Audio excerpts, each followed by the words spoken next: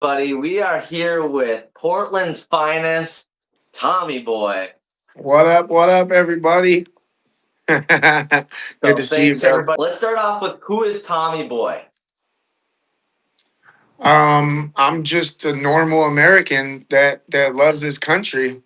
You know, it's that simple. Love it. Love it. Who are you as a kid growing up?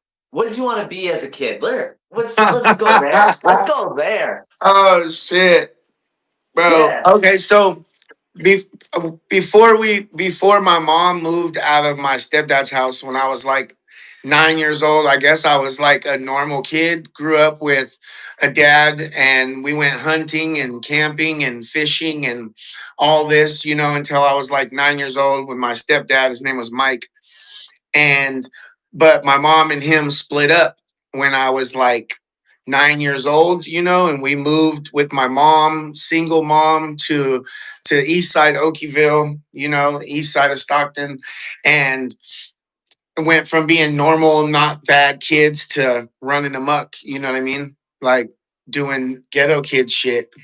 And so my childhood wasn't the best by any means. A lot of trouble, a lot of fighting with my mom, um, going to juvenile hall, just not good, Like right now, I'm doing better in my life than I probably ever have in my entire life, the last like 9 years or so when I finally got clean, So we grew up kind of rough. Damn. Yeah. So like per se the ghetto or something like Yeah, definitely the ghetto. yeah. Definitely the ghetto. Yeah. Well, there's a reason for everything, and I'm proud of you, man. I Yeah. mean, you've been at it before me, and I was put on to you, and was pretty relieved that there's somebody else out there. So, Yeah. um, would you say Charlie Kirk was what brought you to kind of get out there then, or So Charlie Kirk is absolutely the reason why I went to ICE the first time. You know, I have been watching them for quite a few years. Like I said, I started watching like Steven Crowder and like the campus setups where they say change my mind, and then I ran into Charlie Kirk and watched all of his videos, and it like it changed something inside of me whenever he was killed. Like I was at work. I worked at Metro by T-Mobile, and my wife called me and said, "Hey, did you?" Or she messaged me and said, "Hey, did you see that Charlie was just shot?" And I, in my mind, I was like, "Man, like, was he shot like bad, or was he shot like just like not too bad injury?" And then I looked up the video, and the very first video I seen was him getting shot. The very first thing I seen was him getting shot, and so like I literally had to leave work that day. I had to call my boss and be like, "Hey, bro, I gotta go home. I can't be here. I had just got there, And it was like the next it was like a week or so later that I decided to go to the ICE facility right by my house, and I had all my Trump gear on and stuff. And I went there, and I wasn't planning on like saying anything or engaging. I just wanted to see what it was like. And when I got there, I seen Richard burning the American flag, and I was like, "Well, if you hate America so much, then why are you here? America gives you everything." And that's when they swarmed me. You know what I mean? They all came at me and started yelling. I got the videos on my Instagram of that very first day, the very first interactions I had with them. They just started swarming me, calling me all kinds of phobes and Nazis and all of this bullshit. And it just, at that point, I just went all in. I was like, you know what? Fuck these people. I'm just going to talk my shit. They're going to talk shit to me. I'm going to talk shit right back, And that's when I started going in front of ICE and yelling at the ICE officers, like, "We love you. God bless you. Thank you for what you do," And they hated me for it. And that is like I say, I go out there because of Charlie Kirk, and I absolutely did. Them doing what they did to him, it lit a fire in my heart. But I'm not Charlie Kirk. Like I'm not nowhere near as good of a man as Charlie Kirk, and I don't think I'll ever be. You know, that's like um that's like way more patience, way more godliness, way more faith, like than I'll ever be able to have. You know what I mean? And so I do things a lot differently than Charlie Kirk would do, you know, and I know that. And everybody that fucks with me knows that, you know. But I still have him in my heart. That don't mean I'm gonna be as patient or as loving and kind to these radicals as he was. But yeah, Charlie Kirk is, I mean, he was a hero to a lot of us, to most of us, you know. And Yes, yeah. I agree completely. So, um, what what what was it like the first day you went out there? Intense. You know, every time I go out and deal with these people now, it seems like before I go out, I have like a pit in my stomach. Like I want to say like butterflies, but it's way more intense. And it lasts until I get to where I'm going and I start speaking. Once I get to where I'm going and I start speaking, that whole nervousness and everything goes away. But the first day I was out there, I was nervous. You know, I didn't know what to expect. I had seen that people on our side have been getting violently attacked, hit with flagpoles, given black eyes. Katie Davis Court, Honey Badger Mom, they were all attacked out there. So if they'll attack these females, what are they going to do to us? You know what I mean? And so the first day out there was and very enlightening for me, you know. And them, they stole my hat that very first day. They stole my hat when I was leaving, stole my hat off my head, and they doxed my car. You know, so the next time I went out there, they destroyed my car. You know what I mean? And the The vibe second at that time, time, huh? the second time that you went The back, first time, that was the first car that they destroyed. That was my Toyota Solara. That was the first one they destroyed when within the first week that I was out there. They broke the the windows out, second broke the time tail you light. went back, they destroyed your car. Yeah, That's insane. yeah. And it's oh, you know, you have to be willing to sacrifice a lot doing what we do.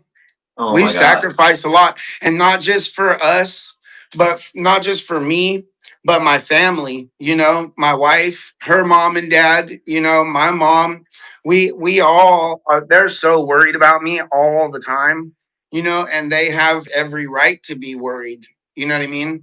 And but but that's not gonna scare us off. You know, like just like you deal, like we deal. I think me and you deal with like different types of people, but the same. You know what I mean? Like ours are all black blocked and want to be gangsters and all this up here, and yours are a lot of like extremists up there, but they don't wear the masks and they're you know what I mean? It feels the same but different, if that makes sense. You know, they have the Yeah. same tactics and shit. You know, Yeah. Yep. lying, slandering, changing the narrative to everything that happens. Yeah, 100%. it's and it seems like it's just getting worse. You It know, does. Portland has calmed down. Like ICE is basically dead every night. There was one person there last night, I guess, that Terrell Bowie dude that I went to court and shit over knocking him out. He was the only one there last night. Like ICE out here is dead, you know. But they're still out protesting everywhere else. Ignorant shit, you know. So it's not like Minnesota where there's protests every day almost all over. I mean, there's protests pretty much every day if you look for them. Like the little sidewalk ones, kind of like the ones you go out there, like the indivisible protests and shit like that. You know, Yep. yeah, Yep. they're definitely there. Um, but it's not like it was when we first started going out. You know, and it's not like we went to Seattle, and I think Seattle is way worse than Portland. Like the organization, the how many people are there, like Seattle is way worse. Do you think like maybe they set that up to ship people in? Oh yeah, I wouldn't doubt it. I wouldn't doubt it. Like the gay pride parade we went to this weekend, like there was over 300,000 people there, and they were from all over. They did a pride parade thing at PSU the same day here in Portland, and there was nobody there because they were all at Seattle Pride. You know? That makes Yeah. sense. That Yeah. makes sense. So, what's been your biggest hardships with this journey so Oh. far? Well, there was losing my job.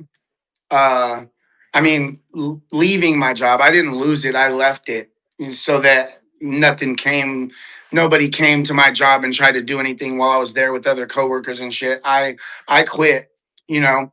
But my cars, us having to move. I mean, honestly, the move thing was kind of a blessing because we wanted to get out of where we were at anyways, even before they doxed us.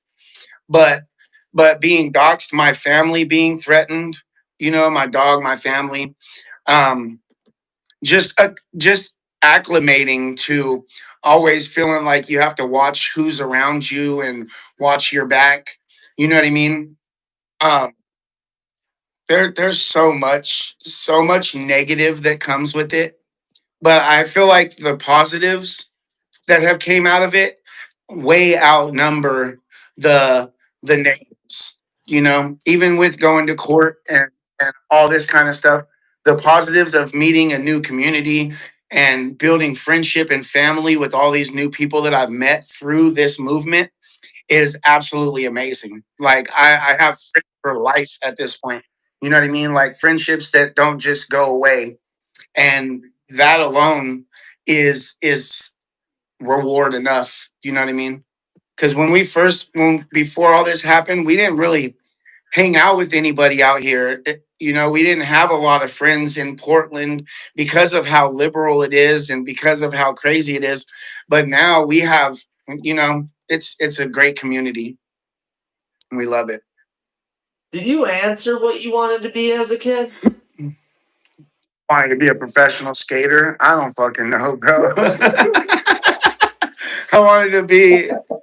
I don't I know. like how you just went You know, into it. I You always just went wanted to right be into it. a welder, underwater welding. Like I was either that as a kid or a chef.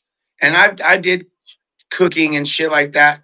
I was like the main chef when I was in prison, so my dream did come true in a way, How, how long were you in prison? Almost 8 years altogether, two different terms. Holy shit! And Yeah, you're 37. 37. Yep, turned Yep. 38 this year. Okay. Yeah. And how long have you been married?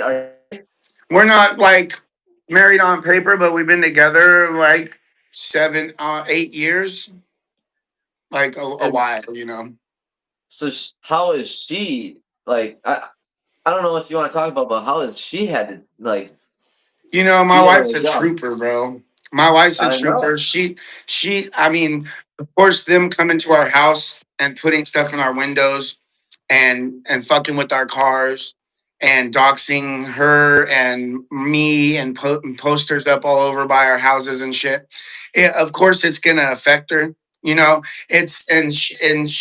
It's it's gotten to her like mentally, but she knows like physically I would never allow anything to happen to her, and she knows that what I'm doing is right. So she's never once said anything bad about what we do.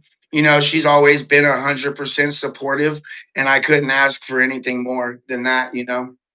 And Man. I know it's hard on her, it's hard on her mom and dad, and they're not like her mom and dad are not like Trump supporters, but they support what we do. They support the border and they support like his policies and stuff, but they don't like Donald Trump, but they know that he wants what's best for the country. So, eh, you know, I don't know. It's a lot to deal with. I It feel is a bad lot to sometimes, do. but that's what they want. They're trying to make us like They want feel us bad completely. or give up because it's bothering our families or bothering us, and I'm not going to let them do that to me. I'm not going to They let want them to do separate that. you from everybody. They want. Yeah. They want to isolate you. Yep, Is what exactly. I've It's known. never going to happen because all my family supports what we do. All my family supports me 100%. And that's what keeps us going, is that love and support and the motivation to keep going. So the hardships were probably the car attacks. Then. Yeah, the car attacks and the physical attacks. I mean, Oh yeah, they've that's right. attacked You're me so many times. They gave me a concussion, right in front of the cops. They attacked me like 10 of them, and my what? wife had to watch it. Yeah, like blacked my eyes, gave me a concussion, and there's nothing that my wife can do in that situation besides be like, fuck, is he okay? You know? Yeah, yeah. So do you plant a lot? Is that I think you're planting too much. I think you're not moving around enough. I try. See, that's the thing. I try to stay moving. Like everybody will tell you, I got ADHD. So when I'm doing stuff, I'm like, people can't keep up that are with me. They're like back and forth. Tommy's back and forth. But there are times where we get stuck in situations or stuck in a single spot for a minute. And you're right. That is like the worst situation to be in, is to be completely surrounded and not able to go nowhere. You know what I mean? Right. But I try to stay moving as much as possible. That's a really good Yeah, method for sure. everybody's saying I'm out of breath. All these people I'm getting just drugged across the internet right now, and Yeah, I wasn't out of breath. It was a panic of not being able to have the my adrenaline car's rush. not fast, People my people trans that slipping. people that don't go out and do what we do. People who haven't been in that situation don't know what we're thinking and how we're feeling. The adrenaline rush alone will have you like breathing deep like that and like, fuck, what am I gonna do? Like, where do I go? Like it's not just so plain and simple as, oh, you're out of breath because you're dealing with these crazies. These people want to kill us. These people Literally. want to cause us great bodily injury, and we're not exaggerating when we say that. You know what I mean? No, and they always want to play it like you are because they want Yeah. to downplay what you're doing and how impactful it is. Yeah, whenever we just got attacked in Seattle with the baseball bat, Pam Tifa tried to say, "Oh, you could clearly see he was aiming for your cameras." No, the fuck he wasn't. He was trying to take our fucking heads off with that bat, bro. He was. If Yeah. I wouldn't have noticed him when I did, he would have cracked my head clean off, bro. You know, yeah. These people, yeah. They twist shit so well. They try to twist shit so well. So your family is still involved? I talk to my mom on a daily basis. She lives in California and shit, but um, they support what I do and they watch what I do. Like my mom was just in my chat yesterday. Um, like I have That's family cool. that'll just randomly send me clips of me out on the street, and they're like, "Oh, look, I came across this. You're fucking crazy. Be safe." You know what I mean? Like, yeah, so my family and people from where I'm from, I've gotten messages and DMs from tons of people like, "Hey, keep doing what you're doing. We're proud of you out here." So yeah, like yeah, pretty much. I haven't had any of my personal like blood family be like, "Oh, you're an idiot. You shouldn't be doing that kind of shit." No, all my family seems pretty fucking based. you Well, know? it's our fear. It's their plan. It's to create fear in the family and all that. Yeah, So I mean, good on them for doing that. I mean, yeah. look what it just only made me that much more committed. Like you're gonna take my Exactly. family away. You're gonna take my job. You're gonna take You're gonna try to So take everything that I care about away. yeah, Then I'm not gonna have any time except for time to fuck with you guys. You know what I mean? Then I'm gonna spend all my time on you idiots. You know, and you got to make that a point. At some point, you have yeah, to make that a point that you did this. yeah. So how many times have you been sprayed? I can't even count how many times I've been sprayed, bro. That is insane. That's that, bro. Probably more than 15 times at least. Like, yeah, pepper spray is a daily part of life out here now at this point. You're kidding me. And how many times have they been charged? For spraying, never, You're fucking never, kidding me. never. You're I've fucking gotten, out of your mind. I've gotten like 3 or 4 of them arrested in Portland for attacking me and smacking my phone and getting physical with me. But I've never had anybody get arrested for pepper spraying. Hey, What? nobody's a transphobe. Nobody's transphobic. Nobody's scared of trans people. That's not even a thing. Transphobic. That's a fake word.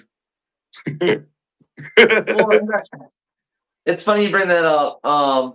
I guess we'll switch that subject, but you were pretty transphobic for what I remember, right? I'm still trans. I mean, I fuck the trans ideology is what I say. I'm not transphobic. Transphobic implies fear. I don't fear the trans Yeah. community. I fear the trans ideology going into my kids' schools and into churches and government buildings and telling children that they're born in the wrong bodies. Like, the ideology needs to be eradicated, not the people, but the ideology needs to be eradicated, and it's that simple. That's not transphobic. That's just caring about children and caring about this country's future, as far as I'm concerned. Right. So that's where it brings in the interesting aspect with Freya and Ari, right? Um, and I I love that they've been coming around because it throws such a different dynamic into things of like Yeah. just the openness of Tommy and willing to talk and stuff like that. And yeah, I was really bummed out Freya didn't show up yesterday. I'm not gonna lie because that was a good. I spent a lot of time on questions and I heard he um, had some kind of seizure or something. yeah, I mean, I've tried Is that twice now. true? I'm a little bummed out. I've tried twice with him now. So Oh, that it was is the what it second is. time? It is what it is. It is what it is. I don't even know if I want to like advertise it ever again because I don't like to do that to people. I don't like to ever be a letdown or miss. No, not 2 times in a row. Like, shame on you once, but shame on you twice is, no.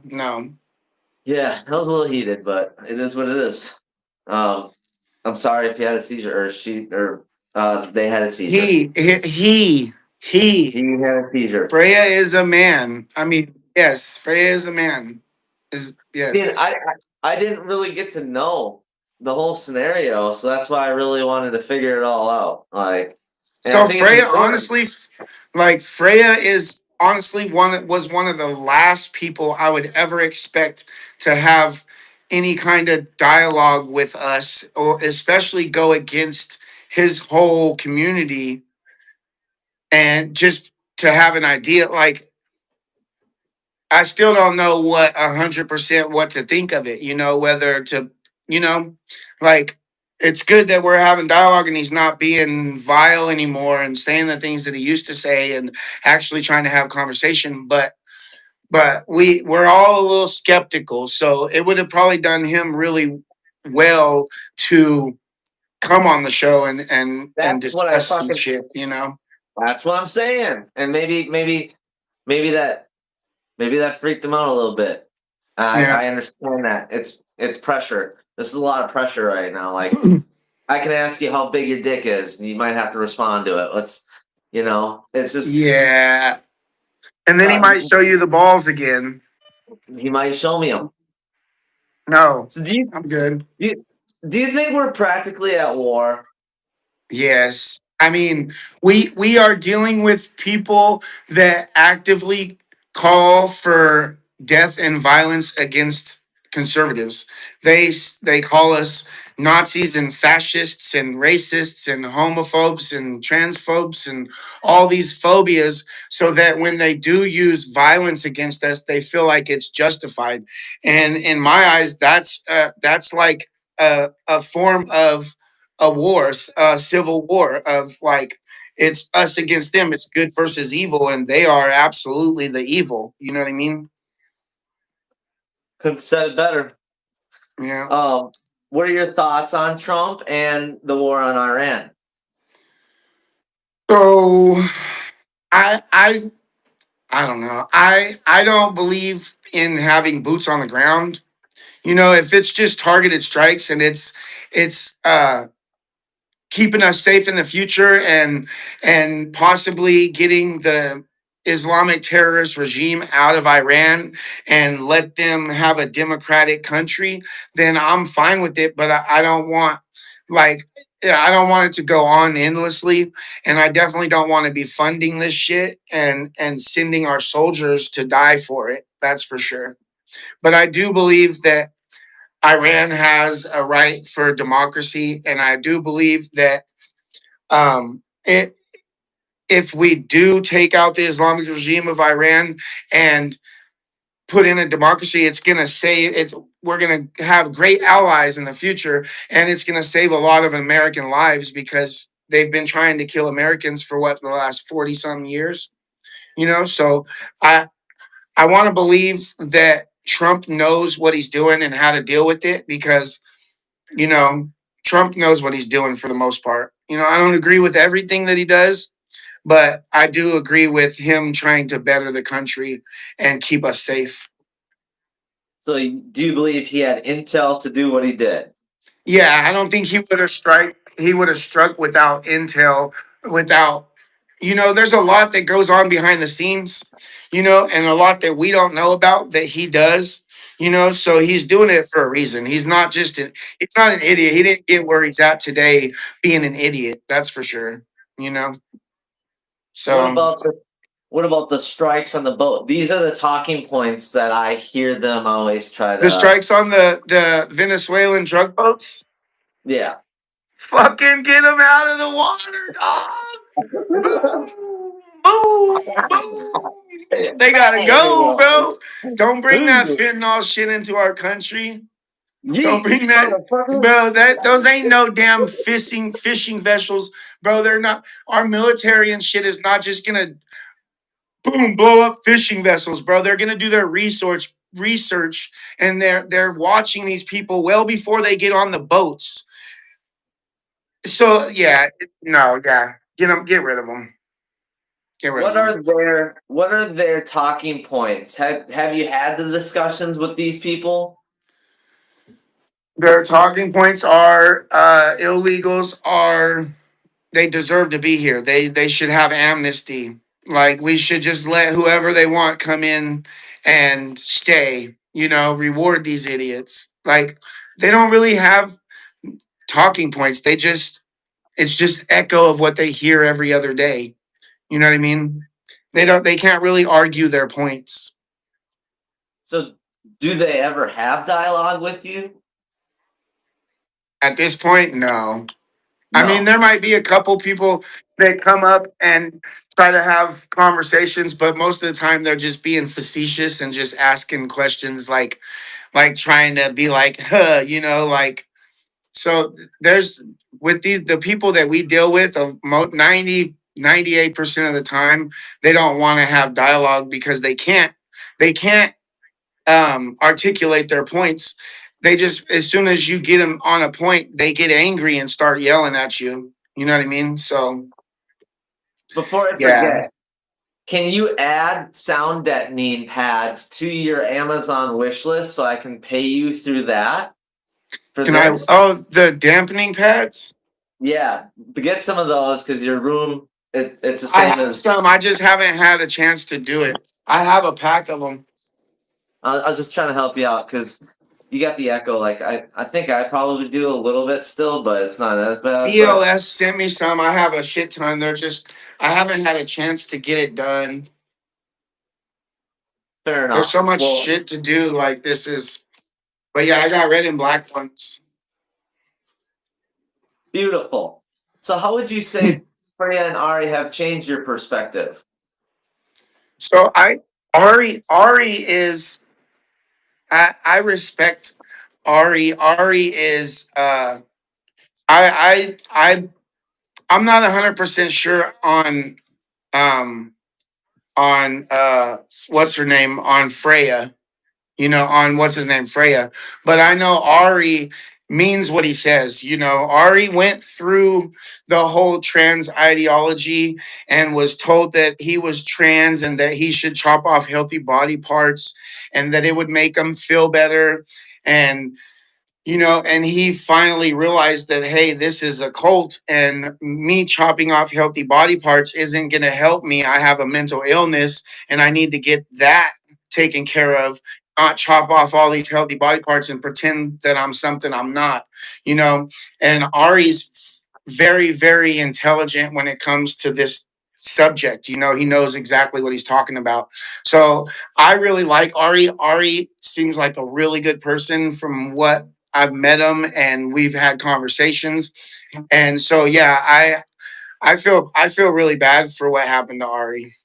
As an impressionable teenager, um, it's really sad.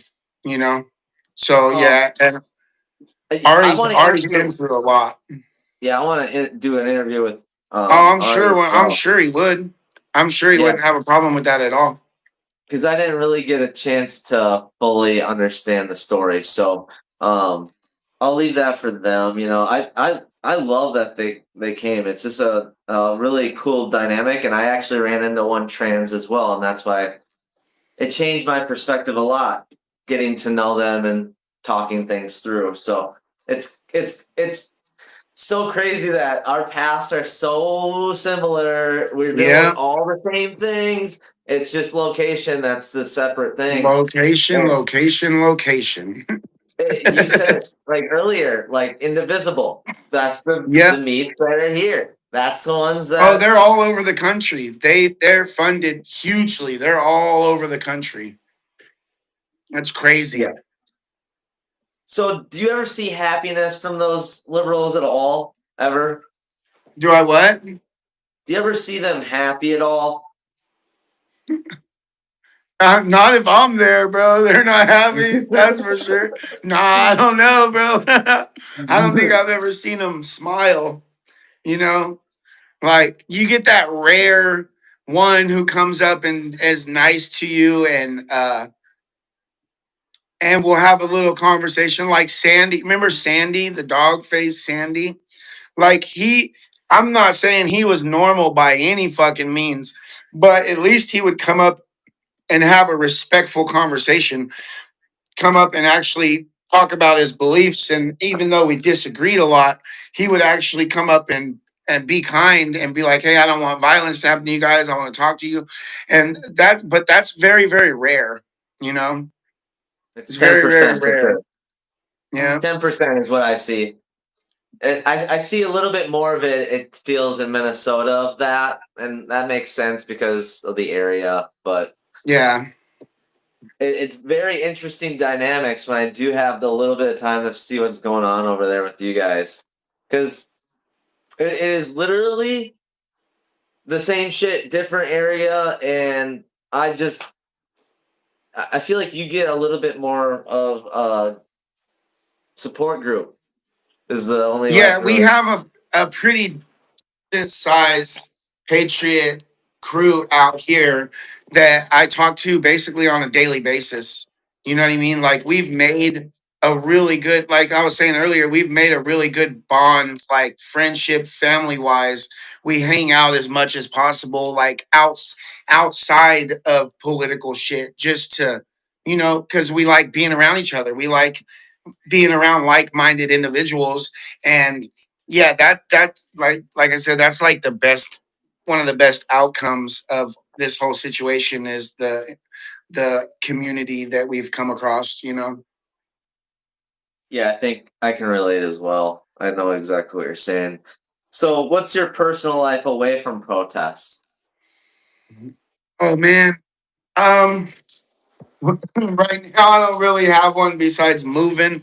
We like we go out to eat a lot. You know, we just went to jet skiing.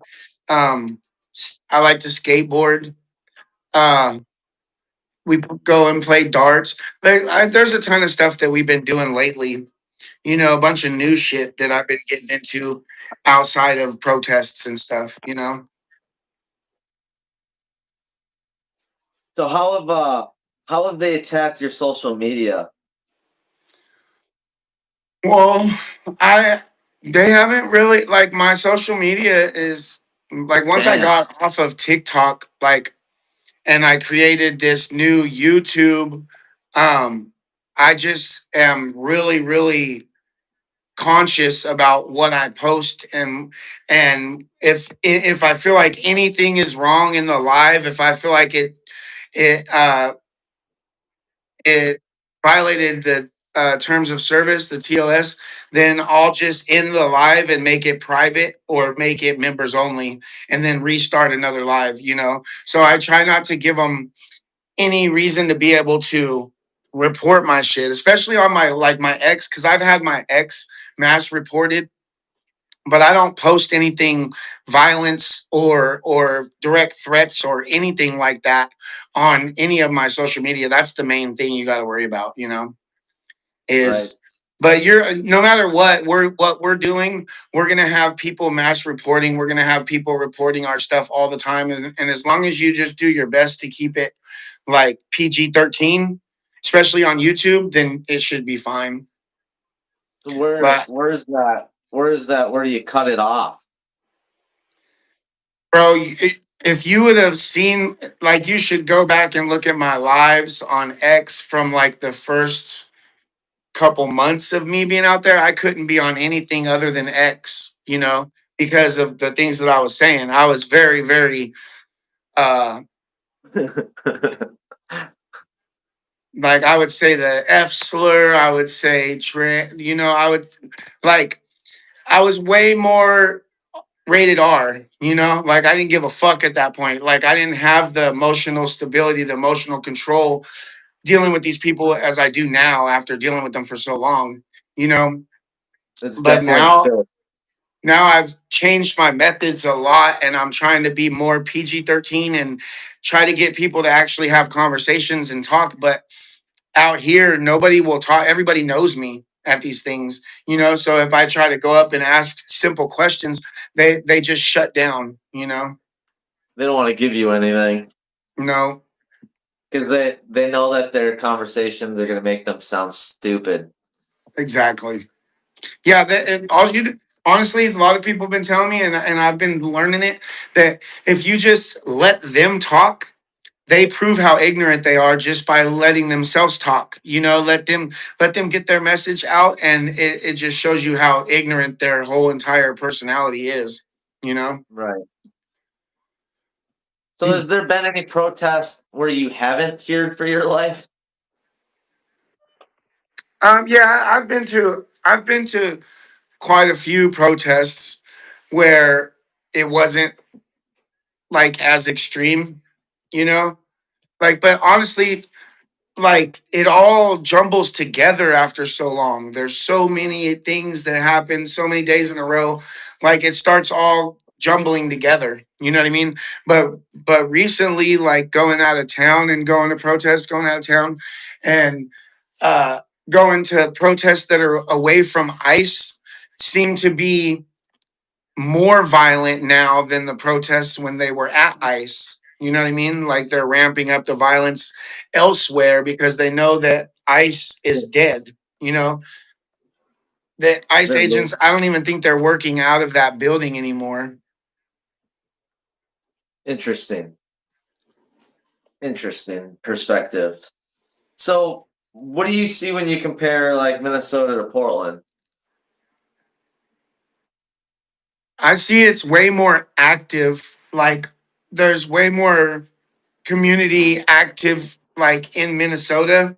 It seems like there's way more protests and way more happening all over the city than there is out here. You know, like But for the most part, it's all the same tactics, same type of shit, you know. But I think Minnesota is just more wound up than Portland at this point. It's it's definitely a yeah, well organized effort. It's the best way Yeah, you could put it. It's the yeah, best way. well, It's definitely highly well funded. organized. It's highly funded by Yeah. NGOs and it's well organized. So how do you deal with these fucking lunatics? Just laugh at them like just laughing, bro. If I don't laugh at this point, I'm gonna fucking lose my mind. Like people are I like, know. bro, like when we got paint sprayed on us and shit, they're like, why are you laughing? I was like, bro, if I don't laugh, I'm gonna kill something, bro.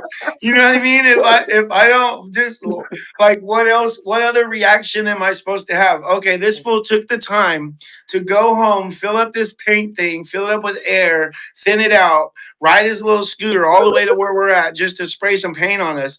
If that's not funny, bro, then I'm going That's a, crazy, dog. I'm going that's a lot crazy. of effort. That's a lot It's of a lot of effort. effort for a pathetic outcome. You know what I Yeah. mean? Just to make your side look even worse because we're out there and we're spreading a positive message that children cannot consent to puberty blockers and no kid is born in the wrong body.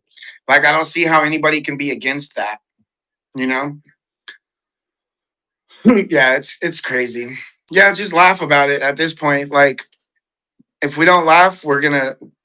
It's when you stop laughing is when shit's gonna happen. You know. Yeah. I And I'm not understand. trying to go back to jail. You know, I will defend myself 100%, but I'm not. I'm not gonna. I'm. They're not gonna trigger me into acting first. They're not gonna trigger me into getting violent when all I'm doing is there with the camera asking questions and putting out my beliefs. You know what I mean? Right. So how what's the biggest protest you've been to? Probably the No Kings. I think the second No Kings, not this last one, but the one before that was probably the biggest. Yeah, definitely. What do you There think? was the one that I got attacked at. There was the one that I got attacked at that was all supposed to be like doctors and nurses and healthcare workers, you know, and there was like thousands of them. They covered the entire park and the entire blocks all the way around it. And that's why I got jumped by the like 10 Antifa and they threw rocks at me and shit. Um, that was the biggest one where I felt like I could have possibly been like killed. You know what I mean? Like that was a situation where I was like, if they would have got me on the ground in that area that they were attacking me, if I wouldn't have been able to push out and keep going while they were attacking me, then they probably could have killed me, you know? And they wanted to. Yeah, 100%. I understand what you mean. If they get you on the ground, you are toast. Yeah, you don't want to let them get you on the ground. That's for sure. I mean, and they're all bitches, bro. The only time that they can act tough is when there's a fucking crowd of 100.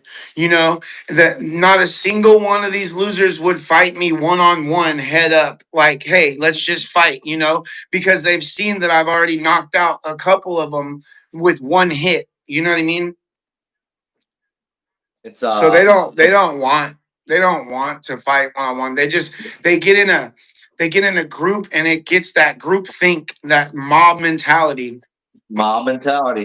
mob mentality, and it's strong with these people. Mob Right. mentality is very strong with these people. I think it's important to like talk about that because it's one of these things that most people can't really understand. There is a time you understand when you're there when the mob mentality takes over and you gotta get the fuck out. It's time to go. Yep, yep.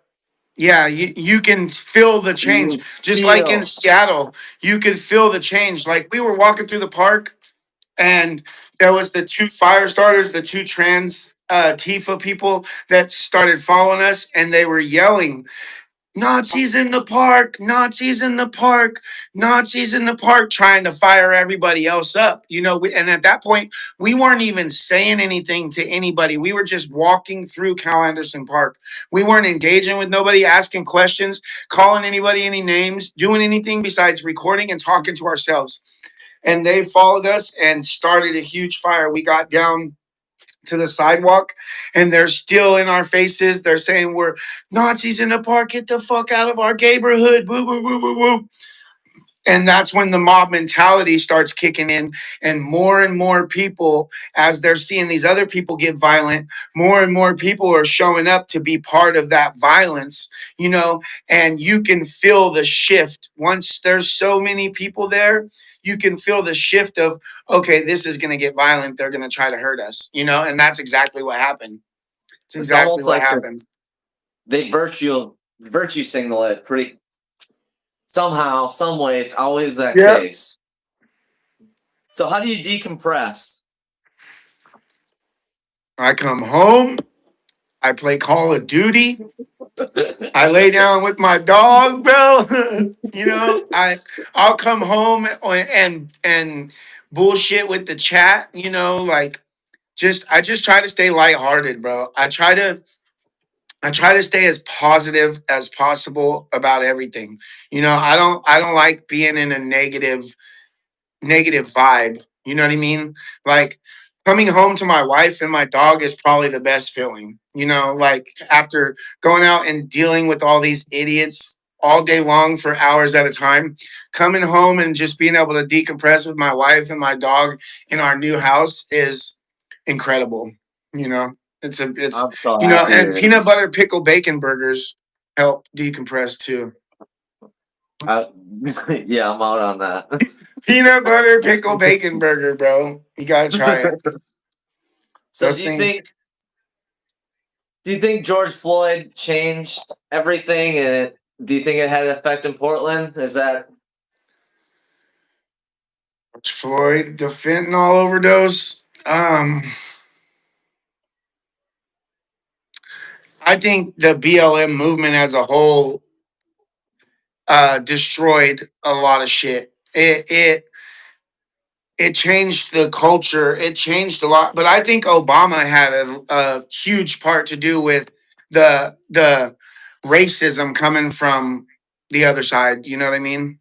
Like it seems like it's okay to be racist to white people. It's the only race you're allowed to be racist to nowadays. You know what I mean? And I think the whole BLM scam, the 2020 BLM riots and all that shit, it did a lot.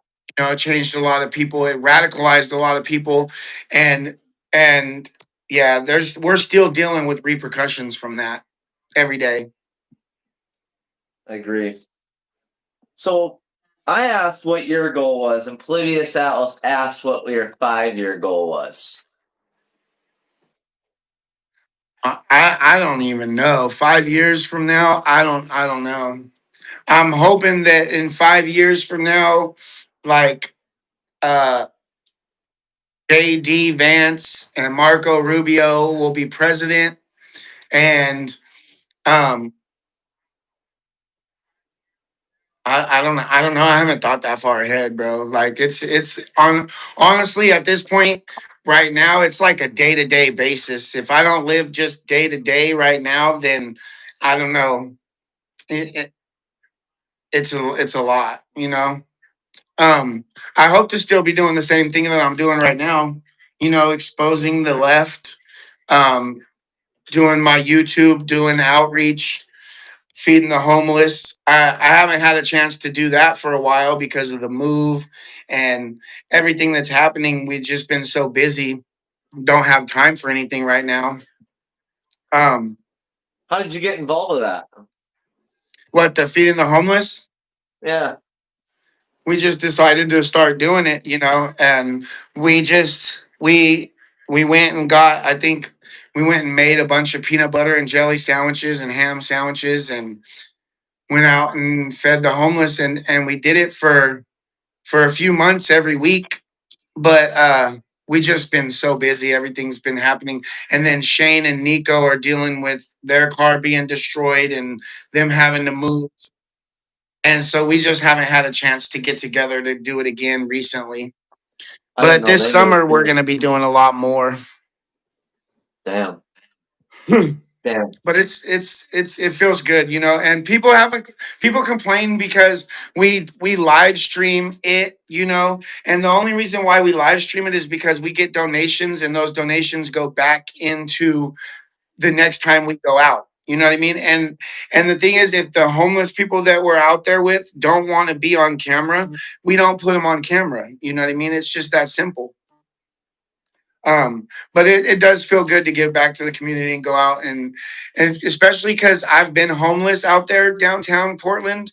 I've been homeless. I lived out of my van down there for a little while, and I know a lot of those people. You know what I mean? I know a lot of people downtown, so it feels good to be able to go back and give back to the people that a lot of them helped me when I was down there. You know, there's a lot of decent people that are downtown that are homeless that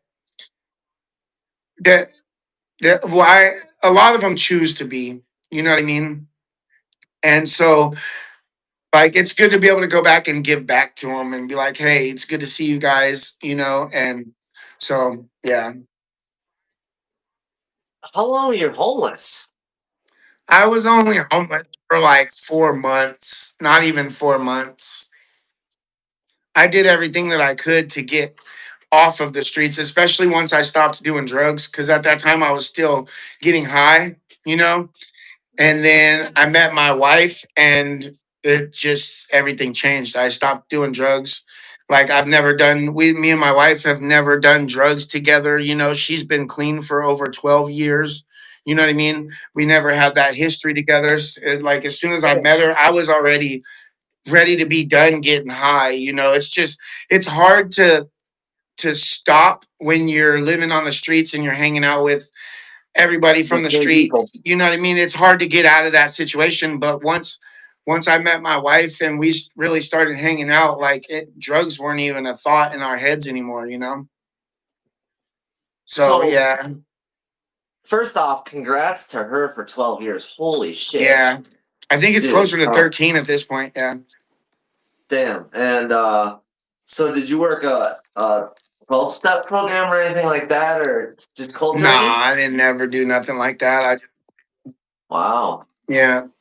that's quite impressive. I'm not gonna lie. Yeah, I was on methadone for a little while, but I got off of it pretty fast, you know, because what's the point of quitting one thing to get stuck on another? You know, so I just used it as like a buffer to get away from the drugs. And then once we were out of that situation, or once I was out of that situation, I just slowly tapered off and got completely off of it, you know? So yeah, a lot of people get on methadone and they stay on it for years and Ever, years and years. I don't want forever, my body to be stuck on that. You know what I mean? So I did what I could, forever. and it sucked, you know, but it wasn't as bad as getting off of direct drugs. You know what I mean? Well, I'd actually like to dig into your childhood a little bit more, if you don't mind that. Yeah. So, well, I guess did you have a decent childhood, and like where was the I switch? mean, my mom, I mean, as a kid, until I was like 9 years old, I had a great childhood. I mean, I had a great childhood. I mean, it just depends on what you consider great. My mom did what she could for us. You know, my mom was always there for us. She loved us. You know, I never knew my real dad. He lives in Wisconsin. Um, and she there was always food in the house. There was always, you know, even though we would eat a lot and eat all the food up and shit, you know, there was always food in the house and shit. But we ran around the neighborhood and she worked all day. So there was nothing she could do to stop us from doing the dumb shit with all the neighborhood. You know what I mean? Right. And And so, so she tried her best as a single mom. That's why I feel it's important to have your father in your life, you know. Like dads matter. they do. So you kind of teenager years is when you kind of went into the bad shit or whatever. Yeah, yeah. That was more, Teenage yeah. years, juvenile hall, probably 8 to 10 times, for little dumb shit, getting in fights. There was times, a couple times I went to juvenile hall, like they were gonna release me to my mom, but my mom refused to sign the ticket. So they were like, all right, well, we're just gonna take them to juvenile hall and you can pick them up later. My mom was like, you're gonna learn one way or another. um, Yeah. but yeah, yeah. Teenage years were a little crazy. Um, while I was skating, I skated for like 5 years solid on an everyday basis. Um, and I kind of stayed out of trouble for the most part when we were skating, you know. But once I turned like 15 or 16, it changed. And we started going out and running amok even more. And then I went to prison when I turned 18. I came back. I lived in Idaho for a little bit, and then when I came back from Idaho, uh, I ended up getting busted not long after I went to Idaho. After I came back from Idaho, Okay, stop there. What did you go to prison for? for auto theft and burglary. The first term was burglary, and my second term was auto theft. Bunch of stolen cars. Yeah, with my kid's mom. And that was when you turned 18. You're No, the burglaries were when I turned 18. So I got arrested like right after I turned 18. And they raided my mom's and my little brother's house at the time. My mom was staying with my little brother's dad, and they raided my brother's dad's house, and they were looking for me. um, and like I was at my Aunt Marsha's house on the whole opposite side of town, and my mom called my Aunt Marsha's house phone and was like, "Hey, Tommy, there's a bunch of detectives and 30 cop cars in our front yard, and they're busting into the shed in the backyard. Like they couldn't find the key fast enough, so they busted open his shed and everything, thinking that I was there." And I oh my said, "What god. the fuck? Why would you call this phone number?" Like in my criminal mind at the time, I was like, well, why would you tell them where I'm at? And I hung up, and my mom called me back a couple minutes later, like less than 3 minutes later, and she said, every single cop that was here is now gone, and they're coming for you tough. And so there was a bunch of people at my Aunt Marsha's house, and they were all there for me. And I was like, all right, you guys got to get the fuck out. The cops are coming. We got to go. And I made sure that everybody that was at my aunt's house that was there for me, I made sure they left. Right. I was like, get out of the house. You guys got to go. And before I could leave, I was walking down the stairs and they pulled in. It was a court. They pulled into the court, boom, like from both directions, and came to the end of the court, and they jumped out of their cars, guns drawn, freeze, don't fucking move, don't move. I ran and got tased. Right. I tried to run, but they had, because there was a canal behind her house, and we would go up through the canal and go to and I tried to run up on that canal, but that cop was fast as fuck, bro. He got to me. Yeah, that was the worst time I ever been tased, because I got tased running full speed, and I just locked Ooh. up and my head hit the blacktop, bro. I was leaking. I Ooh. pissed myself. Everything. It was really bad, bro. Damn. It was really bad. Well, And yeah, dude. so they took me to the police station, and they were like, "All right, well, we got you for burglaries." And I was like, you guys got me mixed up for somebody else. I didn't do none of that shit. I didn't do nothing. And they were like, you want to talk to us? And I was like, nope, nope. I want a lawyer. I don't want to talk to none of you guys. And they gave me a stack of paper like this, and it was like a bunch of different stuff that was happening in that neighborhood, all kinds of different burglaries and stuff that were happening in the neighborhood that they busted me in, and they were trying to charge me with them all. And I was like, you guys got me fucked up. And so I ended up getting a lawyer, and they were trying to offer me like 50 years and two strikes, you know, and it ended up getting dropped. They dropped like 49 charges, and I only ended up getting charged with two. And yeah, I went to prison for it. Damn. 4 years with half, and I ended up doing pretty much the entire 4 years. It was That crazy. is insane to think about, like your turnaround and Yeah. where you've gotten now, because most like what I realize now is once you get in the system, they're doing everything to keep you in. Yep. They So definitely do. But my after I went to prison the second time, I got out and I said I'm not like my first term. Like I never once said on my first term I was like I'm not coming back to prison. You know, I was still in that dumbass mindset. You know, like I'm not done. I'm gonna get out. I'm probably gonna be back. You know, and I was within a month. You know, like I got out and went right back. And same my shit. second time getting out, I was like, all right, I'm done. I'm not going back to prison. I'm going to do everything I can not to go back to jail.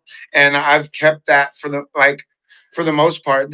Defending myself, I don't consider defending myself in Portland and from these violent Antifa thugs like that. That was a one off. That was me defending myself. I would do that 100 times over. You know, I'm not going to let somebody attack me. Like I'm just not that type of person. If I feel like you're coming to hurt me, my instincts are going to be to react first. You know what I mean? It's just that simple. So what did you go for the second time? I'm sorry.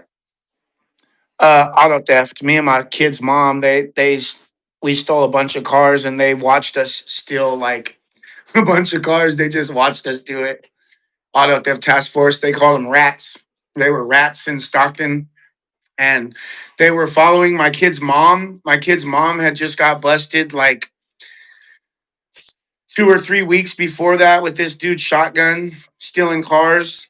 And but he took the rap, like they went in on a high speed chase and everything, and they got arrested. And he said that he made her come with him, and he took the rap off of her completely, you know. So she got out, and we started hanging out, and that was way before she had like we had just met, you know, and we were out running amok, stealing cars, doing stupid shit, and the auto theft task force was watching us steal the cars, and we was in this little shitty Honda that we were using, and I was coming down hella hard off of meth, and we got the car. We had walked for hella long, and we got this car, and we ended up at her grandma's trailer park, and I was so out of it. I don't even remember driving to the trailer park.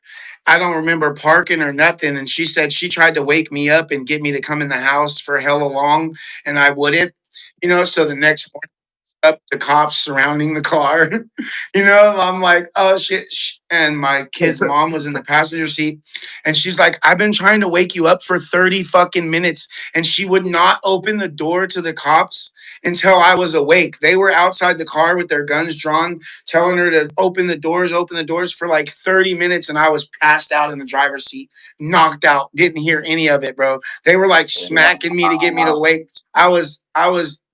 I was tired, bro.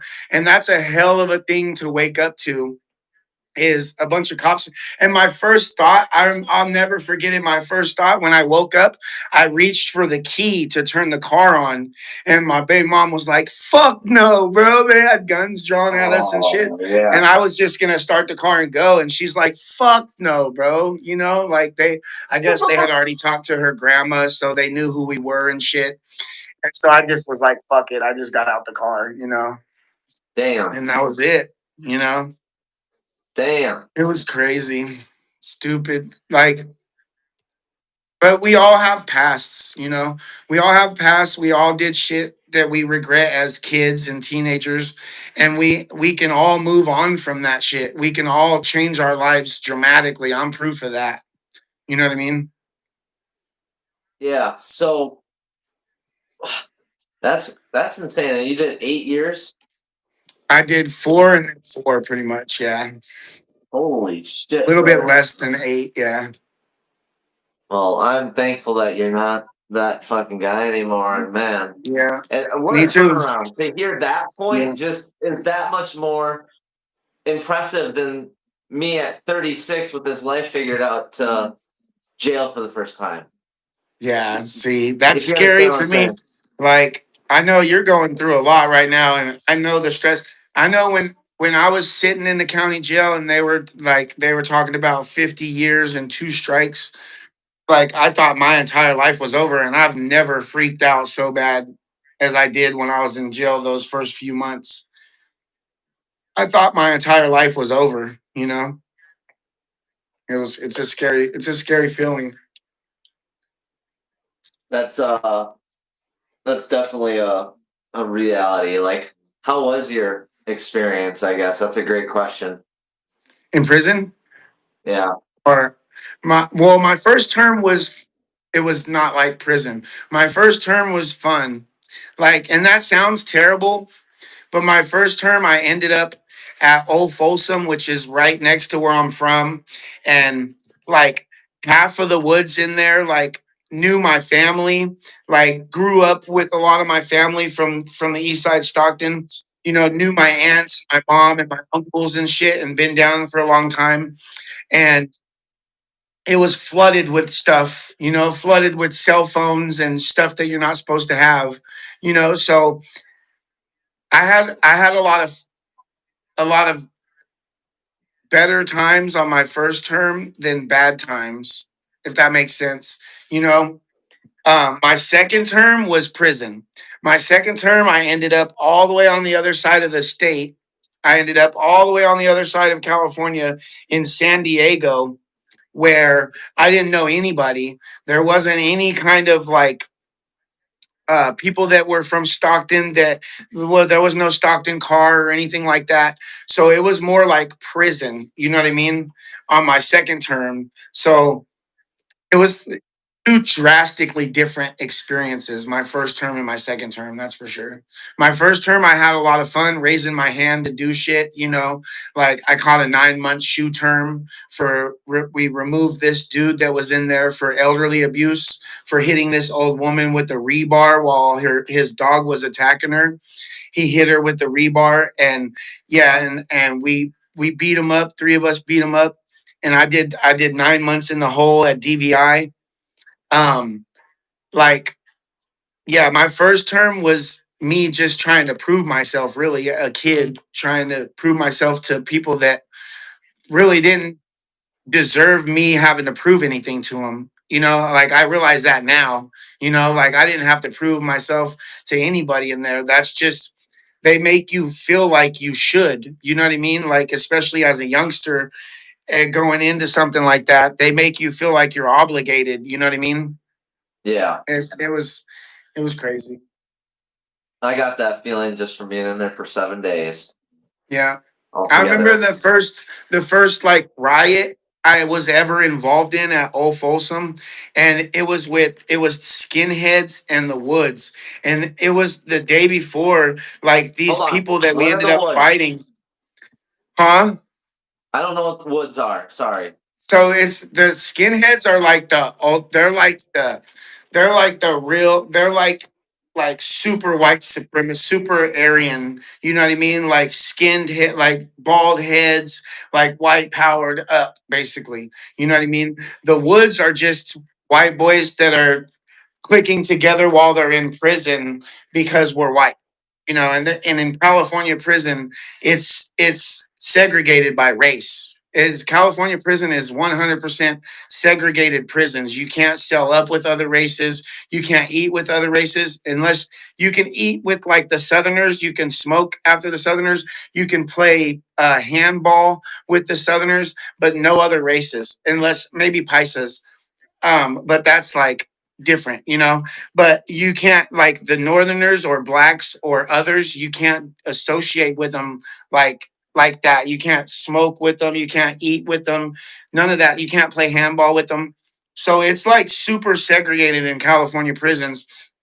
And so if you're white, you're gonna be part of the woods in California prison. Either that or you're gonna be a victim, you know what I mean? You're Yeah, so like it happened because I guess the skinheads did something for the woods, and the woods were supposed to do something back, and I don't even know. I had just got there. I had only been there for like less than a month, and there was people that we were talking to on the yard the day before, skinheads that we were just perfectly fine with, and then the next day at yard it just kicked off, and anybody with a bald skinned head, bro, I was just swinging at anybody, with any white boy with a bald head. Like that's how it was crazy. I don't wish prison on anybody. I don't wish prison on. Like, do your best to stay out of prison, especially in California. California politics are way different than other prisons, that's for sure. Now people are gonna call you a skinhead. I already see it in the chat. That I wasn't a skinhead though. Look, I don't do good with bald head, bro. You You know. were in the woods. You were in the Yeah, woods. I was just a wood vault. You know what I mean? Like that's just how it is. If you're So white, you're a you, wood. You know, if you're Mexican, you're either a southerner or a northerner or a paisa. The paisas are they call the paisas. They're the ones that like don't speak English that aren't associated with northerner or southerner. You know, so they're like just Hispanics that don't speak English. They run together. You know what I mean? They're not gang members. That's what we called the paisas. They were hella cool. You know, they were always hella cool. They made some good food. so was that the most intense situation is when you had to fight, or what was the scariest time in there? I guess. So the scariest time for me, it wasn't even didn't even have anything to do with me. I had just got there and I was in reception, and there was this white boy who came in and he went into a black cell. You know, and you know when you first get there. When you're in R&R, they ask you, "Are you white? Are you other? Are you what? Are you affiliated with?" And and they're not going to put you in a cell if you're like not a if you're not a Crip, they're not going to put you in a Crip cell. If you're not a blood, they're not going to put you in a blood cell. You know what I mean? Is And that so this what R&R? You got to uh, break it down. I don't know terms. R and I'm R not is like familiar. They're probably not familiar. release and it's release and R&R is like release and uh, intake. Release and intake. It's like R&R. I forget what it's like where you go through to get processed in and you go through it to get processed out. This is R&R basically. It's reception center basically, you know. Receiving and releasing. There you go. Okay, R&R. thank you. Receiving and releasing. Well, most And people so aren't going to they know they these terms. yeah, so they check all your paperwork. They make sure. So when they send you into the to the dorm or to the pod area, you already know what cell you're going to. And so when you go, I went into another white cell, and as soon as you get in there. Once they lock you down, they let the runners out, the tier runners, you know, like the workers from the tier and they'll go and they'll come to the new cells and be like, "Hey, what's up? What's your name? Where's your paperwork? What are you in here for? Do you need like deodorant, like a care package, like deodorant and shower shoes and all this stuff?" Well, it was like my third day there, and so this new white dude comes in and they put him in a black cell. And so the tier runners, once they lock all the doors, the tier runners come out and the white boys go up to that cell and they were like, "Hey, bro, I think you're in the wrong cell." And I guess the black or the white dude, he was like, "Nah, homie, I'm a Crip. This is my cell. This is where I'm supposed to be." And they were like, "Well, no, you're not supposed to be in that cell. And if you don't do something to get out of it, then it's gonna be all bad." And he's like, "Bro, I'm a Crip, whoop, whoop." And he was white as hell, you know. Well, the next day, because they had already let us out for dinner that night. So the next morning, they let us out for chow and they start at the bottom, right? And so I see the bottom doors all rack open, and there was a white dude from each cell on either side, right? You see the black dude or this white Crips black celly come out of his cell hella quick to go. Like he came out like as soon as the doors opened, the black dude that was in that cell bounced out of the cell hella quick and took off walking down the tier. And one white dude from each cell on either side of him ran into his cell and they whacked that fool. They stabbed him, I think, like 14 times, you know. And I don't know if he was dead or alive when they took him out of there, but he definitely wasn't moving, you know. And that was like my first experience, like violent experience in prison at DVI when I first got there. So it was like a hell of a thing because it was like literally right. I was on the second tier, pretty much directly across. Like I was one cell over, directly across and up, so I could see pretty much inside the cell, and you could just hear them yelling, "I'm sorry, I'm sorry, I'm sorry." Like, yeah, it was an intense situation, bro. Like they take that shit serious. Yeah, yeah. It's Yeah, I wouldn't doubt he survived, but we never seen him again. And that's that was insane. they were cleaning up blood. The runners were cleaning up blood out of that cell for like a good 2 hours or later in that day, like just mopping up blood. It was a bloody scene, bro. That's for sure. Yeah, and it's not like they're gonna update anybody about this dude's condition. No, they're not gonna tell any of us, like.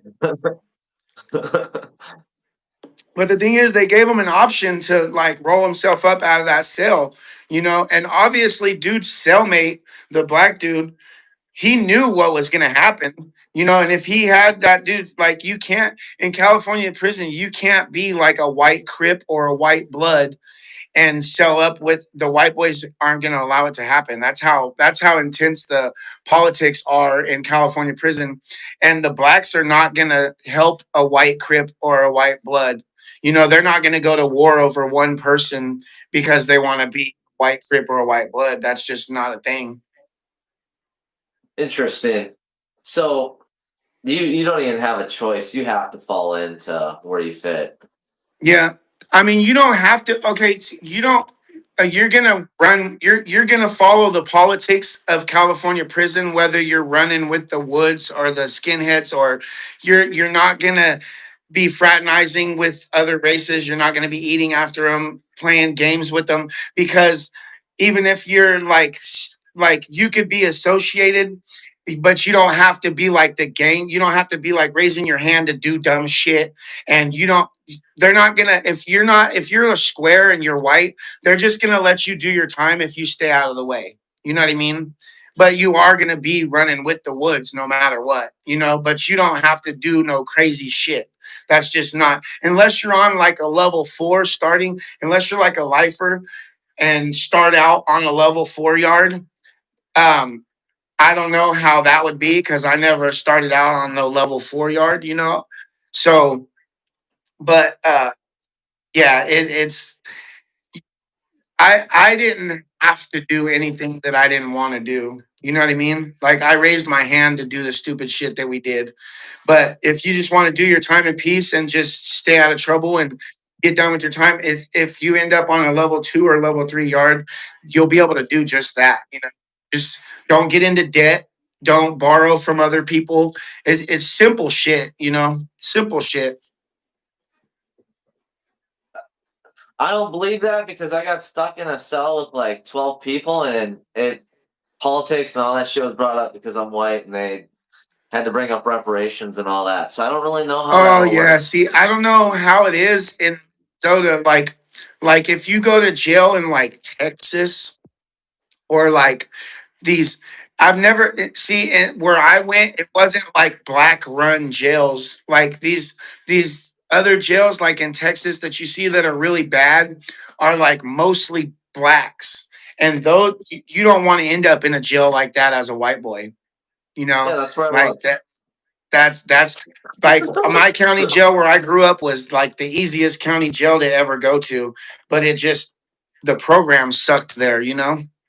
If you look at the roster for like a day in Hennepin County, it's like 60% Somali. And then Oh yeah. yeah, it's bad. And So I 60, was, yeah, see, where I'm from, it's like it's not Somali, it's gang members. You know what I mean? It's like black gang members. But they're not like they don't like super outnumber the whites. So it's not like super I don't know, it's hard to explain. yeah, I'm not trying to sound like, yeah, it was just a very outnumbered deal for me. I'll just say it like that. I was like, if I I'm getting understand it. attacked, I'm fucked. I'm just cooked, Yeah. and it is You what it got is. see, that's So the thing. If it's like that, like you have to show as soon as you get there in a place like that. that That's a place you're not where scared. you have to show that you're not scared. And places like that are gonna test you. They're gonna be like, "What's up, white boy? What's up, bro?" And check your heart. A And hundred percent. As soon as that one Instantly. person comes up and Instantly. tries to check you, just fucking tee off, and let them know, hey, I don't care if I get beat up or not. We're going to fight whether I get beat up or not. And that's going to send you a long way, like respect wise in their eyes. No matter if you win, lose, or draw, if you fight back, you're going to have respect. You know what I mean? Even if you can't fight, just having the heart to fight back and be like, you guys ain't gonna fucking bully me. You guys ain't gonna treat me any other type of way besides respectfully. Then you'll have respect, And I'm Right. pretty sure it's gonna be like that anywhere. If you're like the type of person that's gonna cower down when somebody confronts you, and you're gonna cower down and just break down and be like, here you go, then you're gonna be a victim your entire life. You know? Yeah. And that's essentially what me and you are pretty good at not doing. Yeah, Is no. and that's Cowering why they down, hate no. us that much, is because they can't break us mentally to stop. That's a fact. Yeah. What's your message to patriots? Get out and more. Get out and help your local Republicans, your local conservatives. Get involved any way you can. Just start with something small. You know, like but get involved because we need more regular Americans that love our flag, the Americans that love our freedoms, the Americans that love our country, to get out and have their voices heard and show these leftists that we're not the minority, we're the majority. We're just not able to be out and flaunting it every day because our side works, our side has lives. you know I want more people to get involved. The left is organizing way more than we are. The left is organizing all these events, they're organizing all these shenanigans. We need to start organizing bigger, better, and stronger than them you know and it's hard. I get it, it's hard to do. There's a lot of infighting, there's a lot of back and forth, but we can put all that bullshit aside, get together and make a fucking difference. And I don't know how to do it by myself. I don't know how. Like, I'm still super fresh to all this, and I'm just doing what I feel like I can do, that I know how to do at this point, as much as I can. And we need more people like you, like me, like Danny, like Shane, like Chris, like all these people, like all these patriots. We need more people going out and putting in effort for their country. Yeah, I completely agree. It's very scary to see how many people just sit and they don't donate to the people getting out there and they do nothing. And then Sit you'll back see and them, do nothing, they'll type you a message, Uh, thank you so much. But if I had $1 for every thank you, I would be set. Like, yeah. Even just um, going out with a flag in your neighborhood, walk around, record yourself walking around your neighborhood with a flag saying, God bless America, God bless America, God bless America, and post it. Just anything to promote American pride, America first, anything. It could be as little as a flag, a small flag. Like I'm so proud of Climatics going out and doing that flag wave that he did. That's the first IRL stream I've seen him do, and I was so happy for him. Like, because I that's a was too. start. And now he got his confidence up, and now he's going to go do another one at this water show or whatever. And that's what it takes. The first time I went out, bro, I was so nervous and didn't know what to expect. But ever since that first day, I wouldn't change a thing that's happened since that first day, me going out. I wouldn't, because I wouldn't have what we have now, this community. I wouldn't It's have be actually part of this amazing movement. it's actually one of my questions. So, since starting being a patriot, you would not change anything, or I'm an I would active patriot. change them finding my address. I No, honestly, because it's all been a learning experience. Every last bit of what I've been through in the last 6 months, 7 months, 8 months has been one huge learning experience. I agree. I agree. And until we start using their stuff back onto them, and like you said, making events. The problem is when we make events, they're attacked, organized so well against that. It's like the Jake Lang effect almost. See, that's the thing. We have a crew that likes to do flag waves, and they try to keep it internal, like try not to make it public. I'm the opposite. Look, I want to do a flag wave in a public area, and I want as many people to know about it as possible. And if I invite the left to show up, as long as you show up and you protest your shit, your exercise your First Amendment rights peacefully, and you don't try to get violent with us for us exercising our First Amendment rights, I'm totally fine with that. I want people to come out and exercise their rights. I'm not going to stifle that. I want to make it as public as possible and get as many people to show up as possible. And the only way to do that is to do it publicly. You know what I mean? I do, but it's super hard to navigate. It is. Oh, I'm not saying it's not hard, bro. It's Yeah. absolutely hard. It's not easy. It's not easy. But the more you do it, the more comfortable you get, and the more patriots show up, the more support you get. Every little thing that we do makes a difference in its own way. You know, You do it all again. I would do it all again. Yeah, I That's would. how did you transition to YouTube? Fuck, everybody kept telling me to get a YouTube channel, and like I had to basically like filter myself, censor myself because I couldn't. For a long time I was like, there's no way I could be on YouTube. I have another YouTube channel and it has strikes on it. I have to wait for them to fall off before I can monetize it. But I have like 20,000 followers on my other YouTube, but I was never able to monetize it because in the beginning I wasn't able to censor myself like I do now. I used to say anything that popped into my mind, and I felt like they needed to hear it. I said it.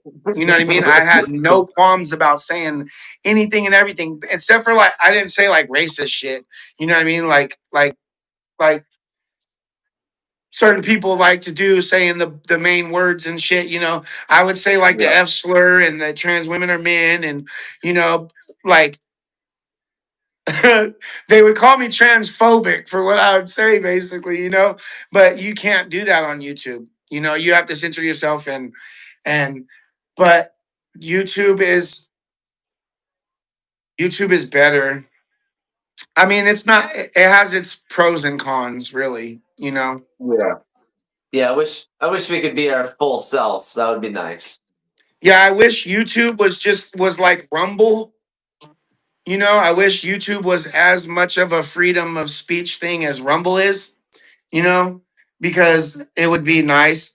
Um, I used to uh triple stream. I would multi-stream on YouTube, X, and Rumble, but the quality was terrible, you know, like the sound quality and the video quality of streaming to three different sites at once was not good. So once I got my YouTube monetized, and once I started getting a lot of views on YouTube, like when I go in real life streaming, I like to use just YouTube because the quality is a lot better. But when I'm at home like this and I'm live streaming to YouTube, X, and Rumble right now. I Oh, you think. are? Yeah. Oh, that's cool. Yeah, on That's awesome. OBS. So, do you have a computer? Yeah, I've actually heard of that before one time, and I should just look into it, I guess. OBS is honestly, if I could figure it out, bro, you could figure it out. Honestly, like all it is it's like a streaming platform where you can screen grab your screen and put it into OBS, and it shows what's on your screen. You know, like it's not. If I could figure it out, you could figure it out because I'm an idiot when it comes to shit like this for the most part. But it's fun figuring it out. It's fun learning. You It know, is like, just even like today, and just having the little stupid problems pop up. The little wins are those little wins. the little So wins matter, bro. they Yeah, do. You the got to take little every wins, one of bro. them. You should have seen people laughing at me whenever I would figure something out. I'd be like, "Fuck yeah, I did it, bro." They'd be like, "Fucking Tommy, bro, you're an idiot, dog." I feel that. Yeah, So it's what were it's your it's prior? nice. Go ahead. Go no, go ahead. What were your prior jobs? So before this, I worked at Metro by T-Mobile for like almost 5 years as the manager. Like I ran the store that's right there downtown.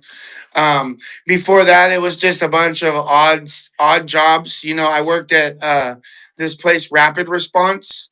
They do a lot of like homeless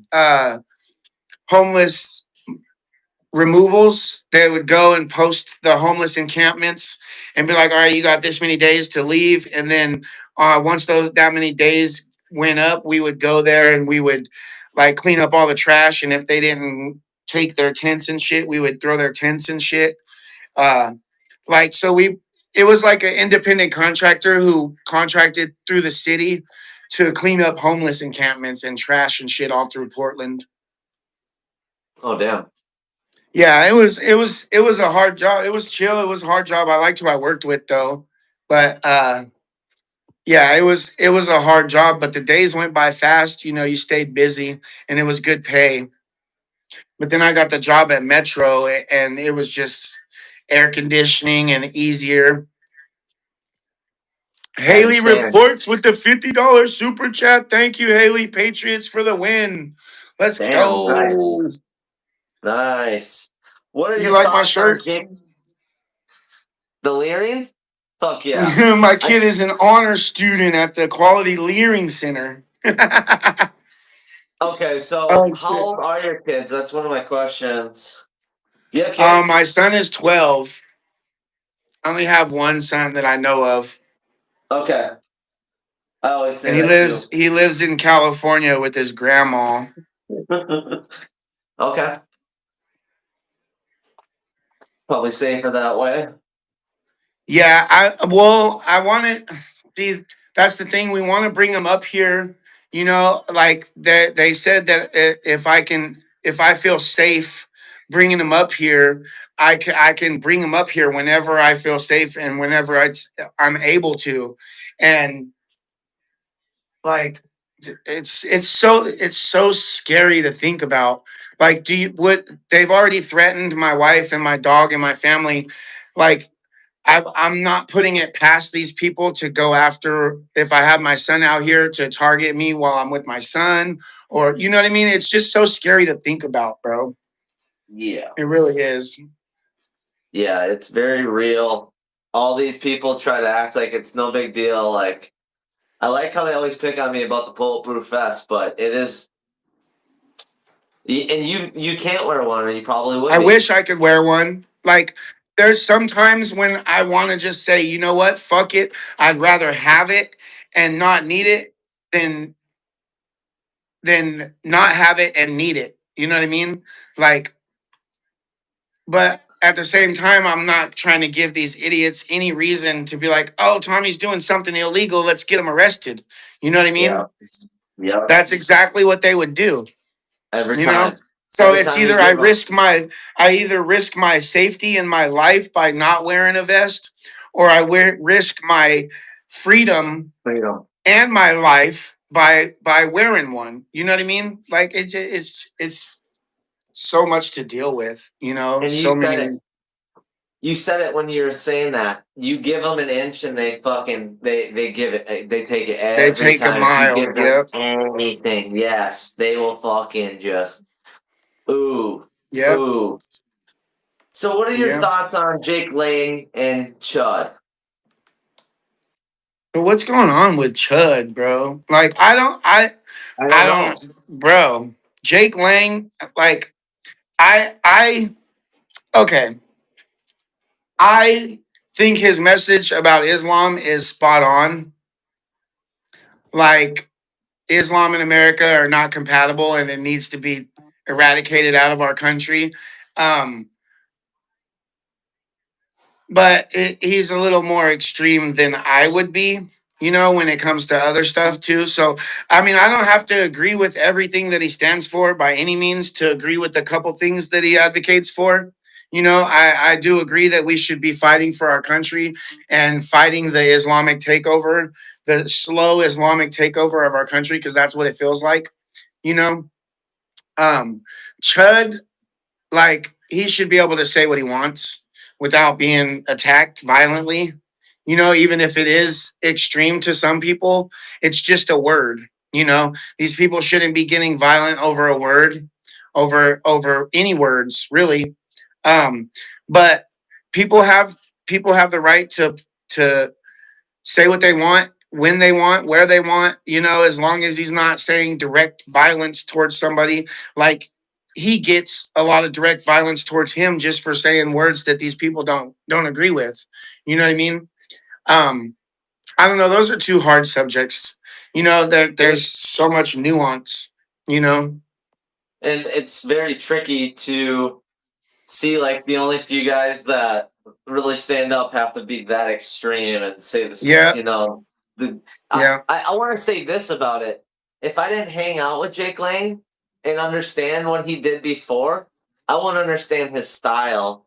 And like you said perfectly, I do not have to agree with everything he says, but I do yeah. think we have to stand is the only thing We have to that I kind stand. of, Yes. Yeah. yeah. Christ, And this is a Christian nation. And it, like the crusades, it feels like these radical Islamists, these Muslims, they want us to go back on the crusades, bro. Like, it's we either fight or we lose our country. Exactly, Tony. We either fight or we lose our country. And we're not going to turn into the UK. We cannot allow this country to turn into the UK. The UK has fallen, Canada has fallen. Like, we need to stop allowing these Muslims that come into our country, like Zoran Mondami. Like, people like that should never fucking be in office in this country. You should have to be born in America and be an American to be in office in America, especially high office like the mayor or the governor. You know what I mean? Like, it should be just like the presidency. You should have to be born in America. You know, we already got one scam when Obama became the president and he wasn't born in America. He's not no real American. We all seen his fake birth certificate. Fake birth certificate, fake wife. I It's love a it. I man. love it. Michelle I Obama, love, Michael Obama is a I man. love it. My Before I wife forget, thinks I'm since crazy every time I say that, bro. I She's like, think "You're it's funny as fucking hell. stupid." Yeah, I think it's funny as hell. I do So too. the guy from UK that did the interview on both of us, right? Did he seem ignorant about what was going on in his country? Yes. Yes, he That's tried the to act only like there vibe was I got. no there was he tried to act like there was no, like, immigration problem or illegal problem. And there was, like, we don't see the news every day. I still haven't seen anything about what we did with him, like, He publicly. Have you seen? he might be holding it because my cases isn't solved yet. I'm pretty sure that's why. Yeah, but he would have already released mine. Maybe he wants to do them together. Maybe he wants to put I us don't know. as like, oh, these Americans are against. I do see that he was just trying to zone in on that kind of deal with Yeah, he me was asking leading questions, and, to like, over that. the phone and stuff, like, I didn't get that vibe from him, but in person, I felt like he was definitely more leaning left than right. He was Right. definitely more like understanding of them than us, and Yeah. I think he has a history of covering, like, extremists. So I think he thinks we're like extremists, and I don't think we're extremists. I think people like Nick Fuentes and Myron Gaines are more extremists than we are. You know what I mean? And I like Myron Gaines personally. I like Myron Gaines. He's pretty fucking funny. Even my wife is like, he's one funny motherfucker, bro. I gotta check him out. I don't know who that is. You don't know who Myron Gaines is, bro? No. Oh shit. You should definitely watch a couple Myron Gaines videos. And he makes a lot of sense. People hate him, bro. He's way more extreme and way more in your face than Charlie Kirk would have ever been. Like he does what is that podcast that he does? Uh what is Myron Gaines's podcast called, you guys?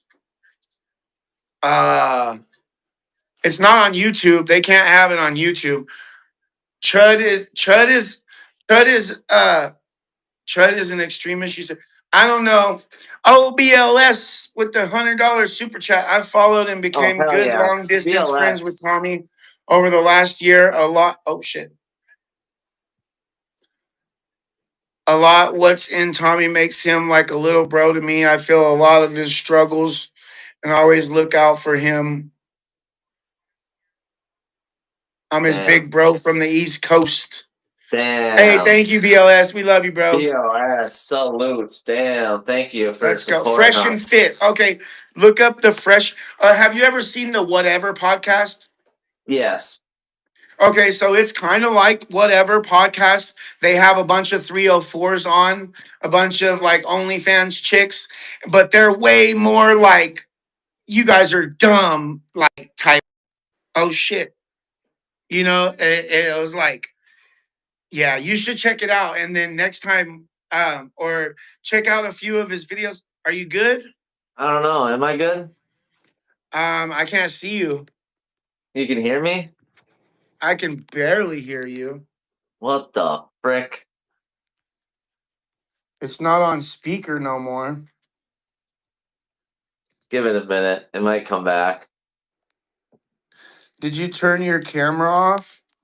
No, I didn't touch nothing. Oh, there you go. I see your handsome face again. Oh shit, I'm back? But I can't hear you. Ah, I could barely hear you now. Hold up. they can hear me, but you can't. It's Disney fucking with me. That's weird. It was like on speakerphone, and now it's, and I lost my AirPod. Babe, did we Okay. ever find my AirPod? Mom, where's the lasagna? I can't Get the hear you meatloaf. now. Shit. Get the meatloaf. All right, well, guess what? We're gonna restart. We're gonna restart. I still have a bunch of questions. I know there's more questions, and I know you guys want to ask some questions at the end. So please hang out. We're gonna come right back. All right. Yeah, that'll give me time to take a leak.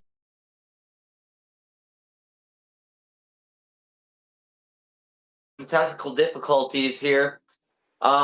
Starting off, I just want to say or have everybody say a prayer for you and your family right now, man. I know you're going through some shit. So if everybody could please say a prayer for Tommy and his loved ones, it'd mean a lot to me. So Thank you, bro. I appreciate it. yeah. Well, let's get back to it. Who or what inspires you? Charlie Kirk. There's like Nick Shirley. Nick Shirley I feel honored to know that dude and to have met him and got to actually have a conversation with them. Cam Higby, you know, um, Chad Canton, President Trump. Like, there's so many people that I look up to now. You know what I mean? So I don't know what the experience was with you and Nick Shirley. You want to talk about how that was?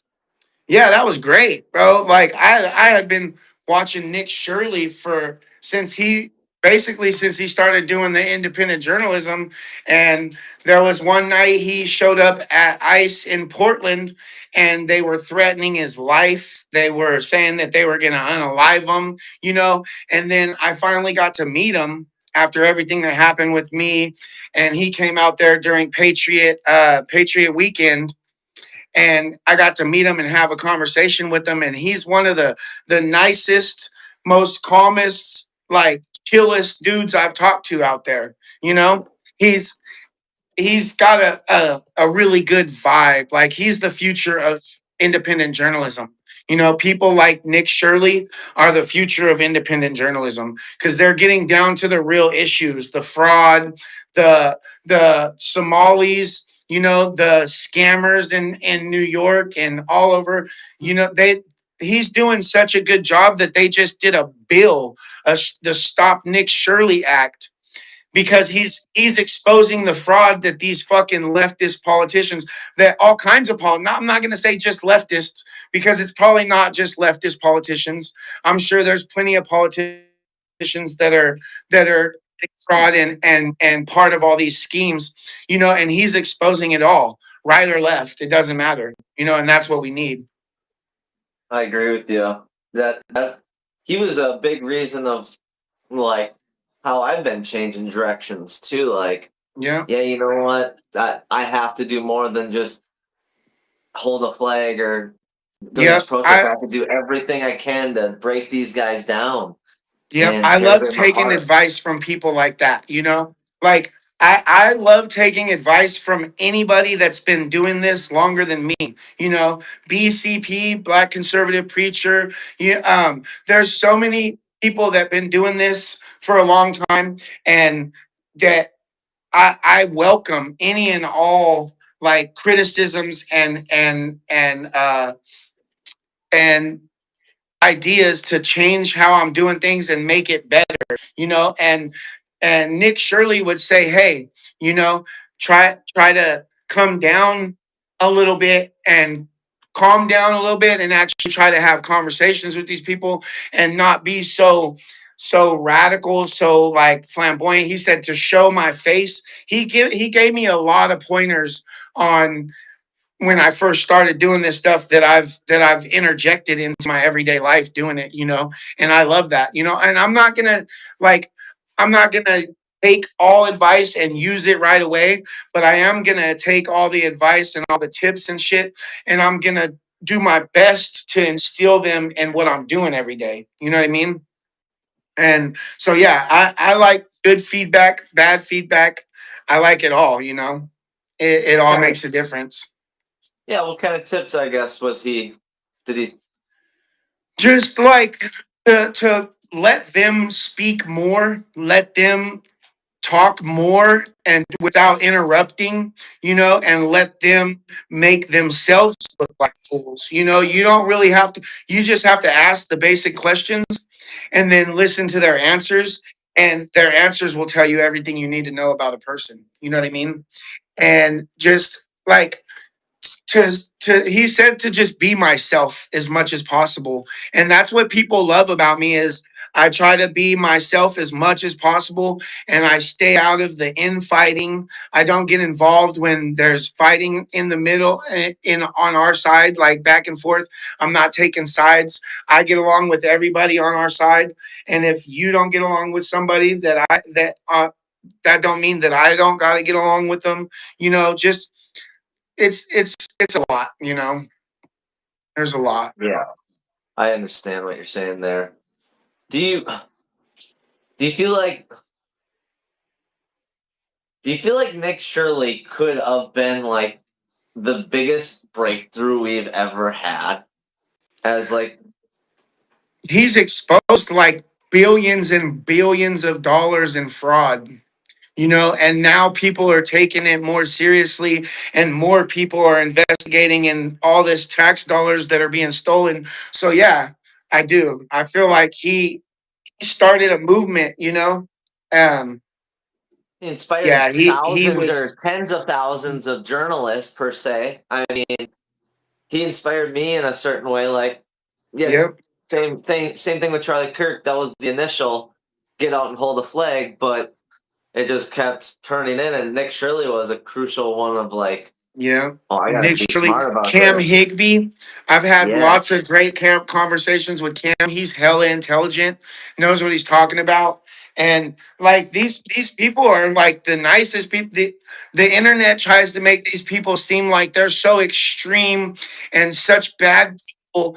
But from what my personal experience in real life, like actually hanging out and having conversations with these people, these are the the future of America. This is the future journalists, the future that's gonna guide our children and our teenagers in the right direction. You know, like they killed Charlie Kirk, and he was one of the biggest influences, one of the most positive influences on the conservative movement. You know, he brought in all the young votes that voted for Donald Trump. If it wasn't for Charlie Kirk and Turning Point, like they brought in millions and millions of votes for Donald Trump. You know, if it wasn't for his activism and him getting out there and using his company, his nonprofit or whatever for the betterment of this country, you know, we wouldn't have Trump as president right now.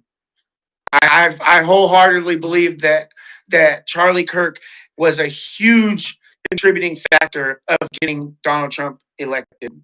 You know, Yeah, him and Elon. There's several people that were really a crucial yep, part of Elon. that Yep, process. exactly. Elon Musk is the GOAT. We haven't really heard a lot about Elon lately, you know, but yeah, Elon is the GOAT. Oh, Trisha, thank you for the 5 gifted memberships. Babe, can you bring me a lighter? Can you bring me the lighter and throw it to me? Wait, is she listening? So then you just Oh, she's communicated always that? in my chat, bro. That is I can't awesome. do a Hey, live. She's in hey, the other room, but I can't do a dude, live without her on. Like, even if that is it's so just me awesome. gaming, she has to be in there talking to the chat because she loves everybody in the chat. My wife is such a huge, Everybody give a fucking shout out to his wife because that is a yeah, true ride or die yeah, girl right there. Like, seriously, yeah, to stick it out through thick and thin. This is some crazy shit she's had to endure. You guys yeah, have no idea what this yeah, lady has had to endure and the stress that it brings home from him and how it yeah. all affects that kind of. That's why I want nothing to do with the girl. I don't want to have to bring a girl into this Thank you. nightmare of a fucking Will you life close per this? se until I have gated fucking fences. It's Yeah, just it's one of those deals where it is such a risk that you guys don't understand that Tommy and I and everybody that is out there is taking and it yeah, exactly. And she's having to deal with her dad right now. Her dad is getting her dad fell and broke his hip and had to go to the hospital. And he's steadily gotten worse since he's been in the hospital.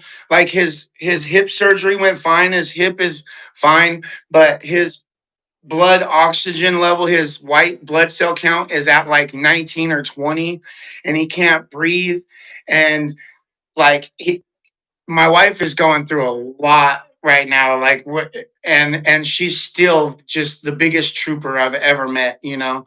And she got up at like 5 o'clock this morning and was gone by 6:30 or 7 to be at the hospital with her dad all day, you know. And then she comes back, and yeah, she deserves all the loves, yeah, that's for like I sure. said, prayers for dad and bouncing back from a hip. How old is he? Yeah, he's 80, 86.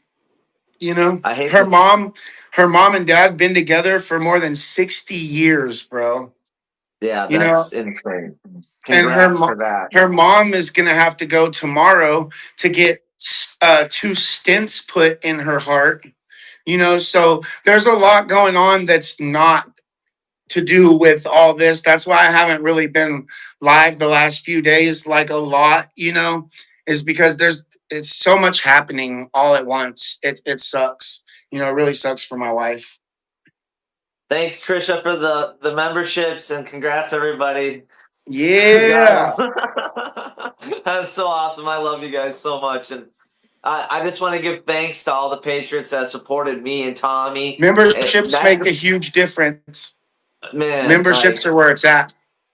I don't know how it all works, but just to give thanks to you I've guys. You got guys, how many I got times? people that been memberships for like 5 months at this point. Like each month they renew it. It's pretty cool. Wow. So how Trisha, many welcome. times have your fans like drug you out of like a fucking depressed hole that you know the cycle. If it wasn't for my supporters and the people that like send all the loving messages and the like the words of wisdom and the hey, everything's gonna work itself out, bro, you know, you're gonna be fine, like it helps, it gets you out of the stoop, you know, it gets you out big time. We have so many amazing supporters and patriots that we wouldn't be able to do what we do without all the support. That's for No, sure. Like no. you know, no BLS. matter what kind of support it is, whether you come in and like the video, share the video, super chats, gifted memberships, Amazon wish list, like there's so many ways to contribute to us continuing to do what we do, and it happens every day, and I couldn't be more grateful. Like me and my wife wouldn't have been able to move. We'd still be in the shit situation that we were in if it wasn't for people like Soupy and people like BLS and NC Kelly, and there's so many to name. You know, there's so That's many what to I'm. name. It's impossible to name That's them what's all. up. Missy Mixie, Miss Mary, like there's so many. So one of my questions are, what would you like to say to your supporters? Take a bong rip. Oh, I mean, thank you.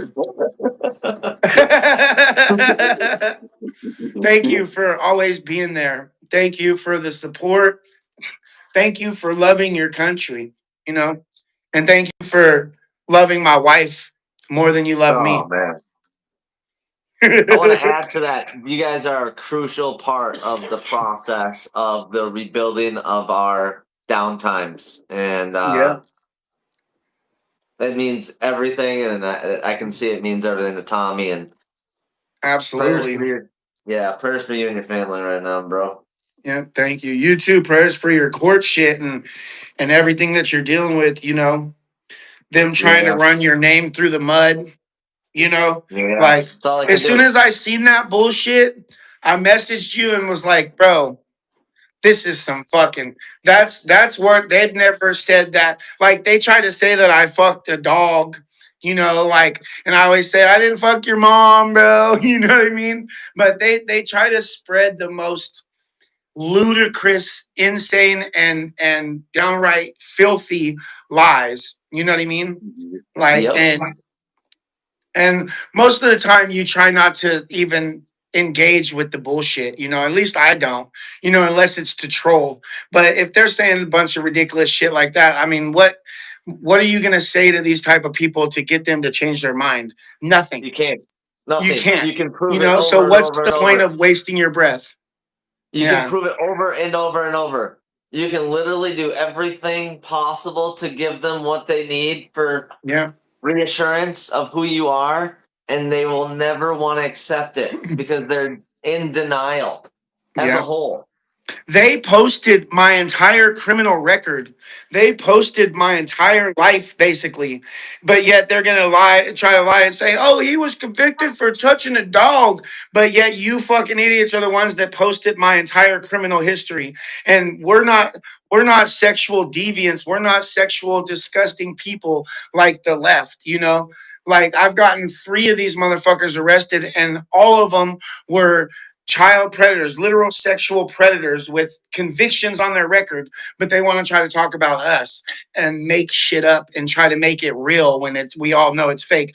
It's very easy to look me up. Thomas Wayne Allen. You can look up my name and see what we've been arrested for and convicted for. You know what I mean?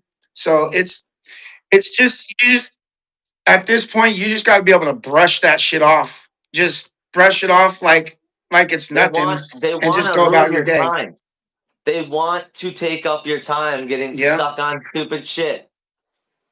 yeah, And I just exactly. want to reiterate to anybody who wants to get out there, you can't let any of that shit ever keep you back. You have to No, bounce back instant, get back out there as soon as you can. Um, it, if I wasn't so busy, I would have probably got back to George Floyd Square the next day. I'm not even gonna lie. yeah, yeah. You It's need to so not true. go by yourself. There's already, yeah, there's already people. So it is what it is. I do understand that my life isn't worth it though. So Yeah, but like you said in the video, if they were to do something to you like that over you walking in the neighborhood with an American flag, it's just proving your point. why do you think I was It's willing to just do it? proving the stereotypes correct, you know? And I mean it's a hell of a thing to have to worry about, you know. Who would have thought 10 years ago, even 7 8 years ago, that walking around in America with an American flag will get you labeled as a racist or a homophobe or just a trash human being? Literally walking around with the greatest country in the world's flag, and you're some kind of white supremacist or bigot because you love your country. My question is, where the fuck they gonna go? Where's Yeah. better? Where is Nowhere better? is better than America, you know?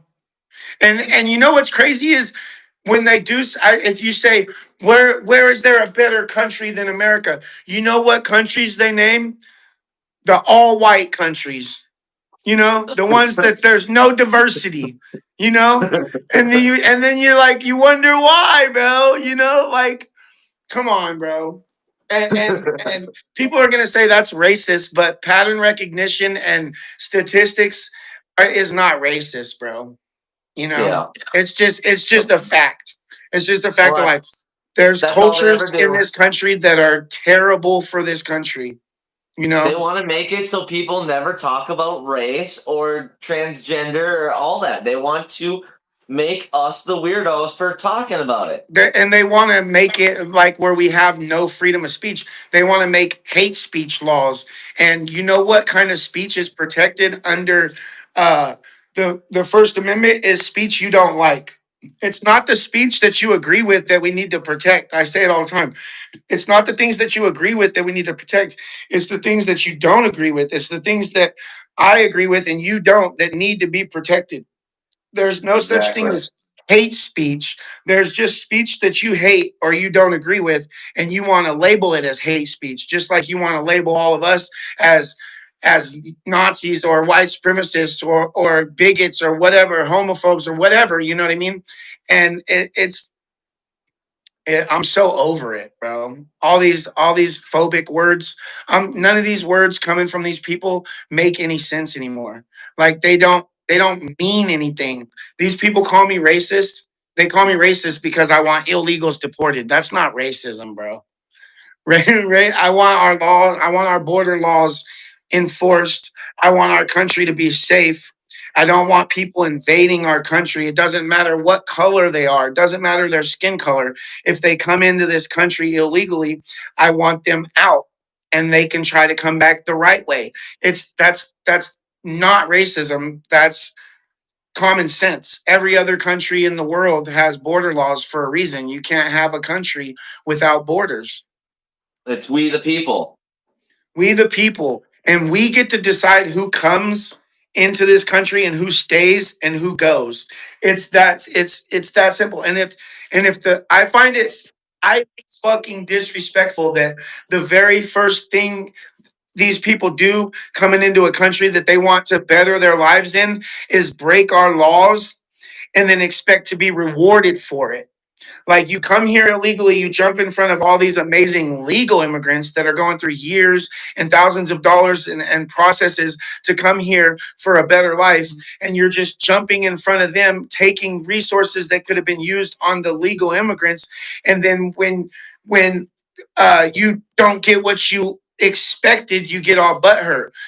Like you don't reward criminality in this country. That's just not something that's a positive outlook on our country is rewarding criminality. It doesn't make sense to me and it pisses me off. It really does. It's funny you mentioned that because when I went to jail, there's people with second degree assaults getting out in like in a day, and I was there for 72 hours. Yeah. And yeah, I haven't That's really like talked in about. that's like in the UK, people getting arrested for speech and they're getting fucking years in jail. But then but these immigrants and illegals and Somalis and Muslims are getting arrested for literally attacking kids and women and doing God knows what, and then getting released a week later.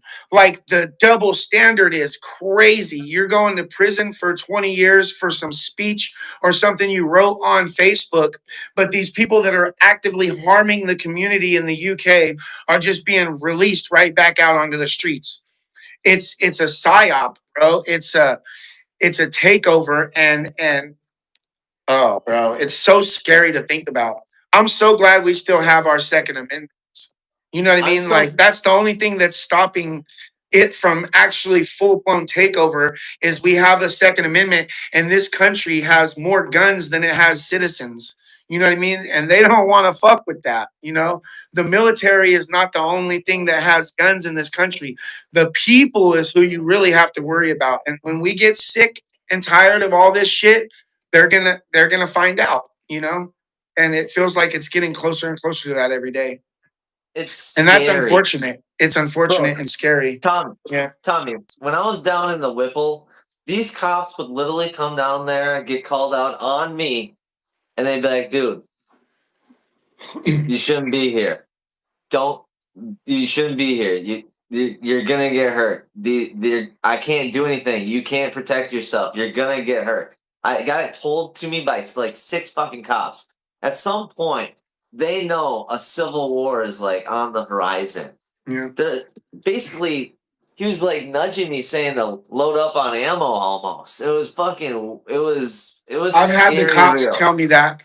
I've had the cops, bro. I've had long conversations with the cops when we weren't on camera at ICE, and with some based ass cops, and they want to be able to do their jobs. They want to, but these politicians and their higher ups, they Yep. they can only do what they're told, like otherwise they're gonna lose their jobs. And They lose I merit. They lose merit. yeah, it's like the cops in Seattle, bro, they were more worried about what Antifa was going to think about them giving us a ride to my car, than they were for our safety. Like, I was live streaming and getting ready to go, and one of the cops came up and he was like, "All right, hey, we're going to give you a ride to your car so you can come back over here and pick everybody up safely." And I was live streaming. And I was like, all right, that was one of the cool cops. I was like, all right, sounds good. So I started walking with him, and he had to go inside to grab something. So I'm standing out there by the car, smoking, finish my cigarette. And another cop, he was like the liaison for the street liaison or some shit like that. He said, you got to end that live. And I was telling my live, yeah, he's about to give me a ride to my car, so I'm going to end the live. He's going to give me a ride to my car so I can come pick everybody up safely. And so I get off the phone. I get off the live, and he goes, "Let me talk to you for a minute." And he was like, I was like, "All right, what's up?" He goes, "I don't want you telling your live. I don't want you saying on live that we're giving you a ride to your car, because we want to be able to still have conversations and work with Antifa." Well, he didn't say Antifa, but he said them. He said Yeah. them, and I Right. said, "What do you mean?" He said, "Do you understand what I'm saying?" I said, "No, I don't." I said, "You're giving me a ride to my car to keep us safe because you're an officer of the law, and that's your job, is to keep citizens safe. But what you're saying is you don't want me to tell people that you're trying to keep us safe because it's going to turn these trans Tifa freaks against you guys." I said, "How is that my problem? Why am I getting lectured like a child?" And he said, "Well, if you can't understand it, then maybe we don't need to give you a ride to your car." And I said, "I don't need you to give me, you guys suggested it." I said, "I don't need a ride from you. My car is 3 blocks down the fucking road." I said, "You know what? As a matter of fact, fuck your ride." And I walked around and I said, "Man, fuck this cop, bro." I said, let's go, everybody. Let's go. Because we had to get Jimmy to the train station. I said, "Let's go. We're just going to walk to our car. Fuck the dumb shit." It pissed me off, bro. Because he was like Damn. talking down to me, like, "Oh, you don't understand. We have to deal with these trans Tifa people all the time." Well, That's not my problem. You guys are cowering down to these fucking fools. You're like cowering down because you don't want to have. You're not going to be able to conversate with these radicals. Well, how the fuck do you think we feel? We just got attacked with a baseball bat, and you're talking about. Bro, it pissed me off, dude. So we all just left. I got everybody. I was like, let's go. Let's get the fuck out of here. And we all got up and we all left all at the same time and walked to my car. Like So it was some bullshit. I feel like I've been dealing with the police almost every day lately that I go out. It is every day. The more and more that I figure out how they work, it's more like they're sent out there to be peacekeepers, and if we get out of line, we're fucked. Yep. Oh, I And feel that. that's the best way I can describe it at this point. Yep. Like, they have all orders to stand down unless things get bad for the left. And Did you they see got how they framed us being in Seattle? Did you see how the news framed it and how it sounded like the cops basically said that we went there just to to agitate. agitate when That's what the we went out of our way. My whole live stream, we went out of our fucking way not to engage with these people and just walk around and film the event. And they called us the aggressor. They called us the aggressor while we were backing up the entire time, and they were throwing shit at us and escalating and then swinging bats at us. But they called us the escalators. They called us the agitators. Bro. You that it's their scapegoat now. That's their new it's fucking fucking crazy. trigger word. It's their new Yeah, word. but We're if agitators for you doing what they do. yeah, if you have common sense and you actually watch the video and you watch the full clips, then you'll see that we weren't agitating shit. We were walking in a public park with different political views than these radical trans Tifa. And that's all it takes. Like, I wasn't even wearing MAGA gear or nothing. I was wearing a blue America First and a blue American shirt, a blue American flag shirt. Like, not even MAGA gear or nothing, just America gear. And they fucking wigged out. These I feel like a lot of their facts are based off feelings and other people's Oh yeah. feelings. They don't have facts. They go off of feelings. That the facts are men are men and women are women, but they feel like a man can become a woman. Like that it's their whole for her whole their entire perception on reality is flawed. They have no perception of reality. What? Why do you think that is? Is it news? Is it because the news is feeding them the lies? They want to be part of something so bad. They want to be accepted by something so bad that they're willing to just say, "Oh, reality, what is that?" They're so ingrained. Like, I think they're honestly starting to believe their own bullshit, their own lies. They have to know in the back of their head that, hey, I'm fucking nuts. This is crazy. I'm mentally ill. This isn't normal. But it's being promoted so heavily in society that it's okay to be trans. It's okay if you think you're another gender. It's okay if you're a kid.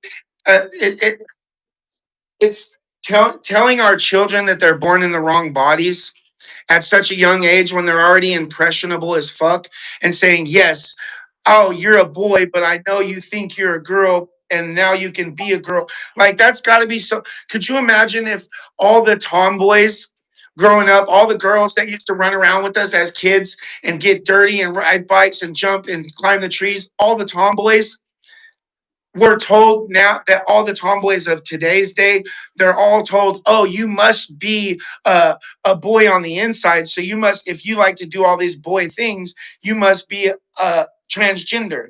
And that's what they're telling our kids. Could you imagine if that would have happened when we were young? Like, all of the girls that we hung out with when we were that young were all like tomboys. I'm pretty sure all girls go through that stage as kids of wanting to get dirty and get in trouble and do dumb stuff, but they grow out of it. You know what I mean?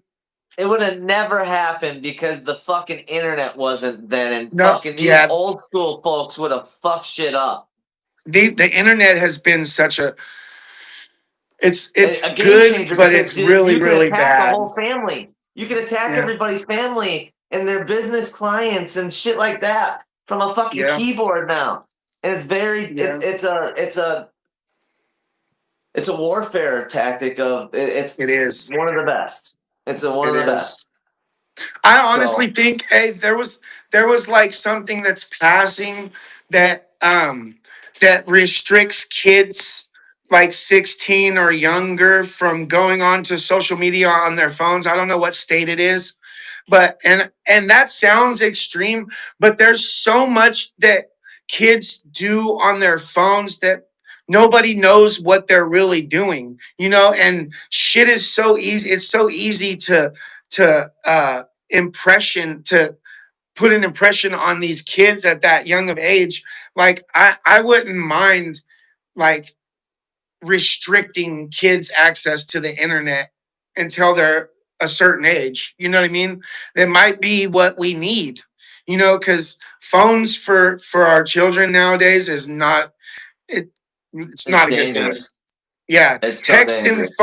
texting and calling, fine, have a phone for texting and calling, but all these apps and websites and Roblox and all this shit, like Roblox Bullshit, should man. be banned, bro. You remember AOL back in the day, don't you? Dial up. My mom used to beat us up for picking up the phone by accident while she was playing spades. Oh, Yahoo Spades. And you pick up the phone and they'd be like, and I'm like, oh, fuck, we just cut mom off the internet, dog. We had we had to even be Yeah. patient with internet back in the day, bro. Like Yeah. now, well, and I guess we were probably still misbehaving in the chat rooms and shit. Well, I don't. Was it Yahoo or something? I don't even Yahoo. Yep. remember. Yahoo There was some chats. fucking yeah. It Yeah, was but the some internet crazy was way different back then too. It wasn't so easy. Like there's so many apps, and your phone is one.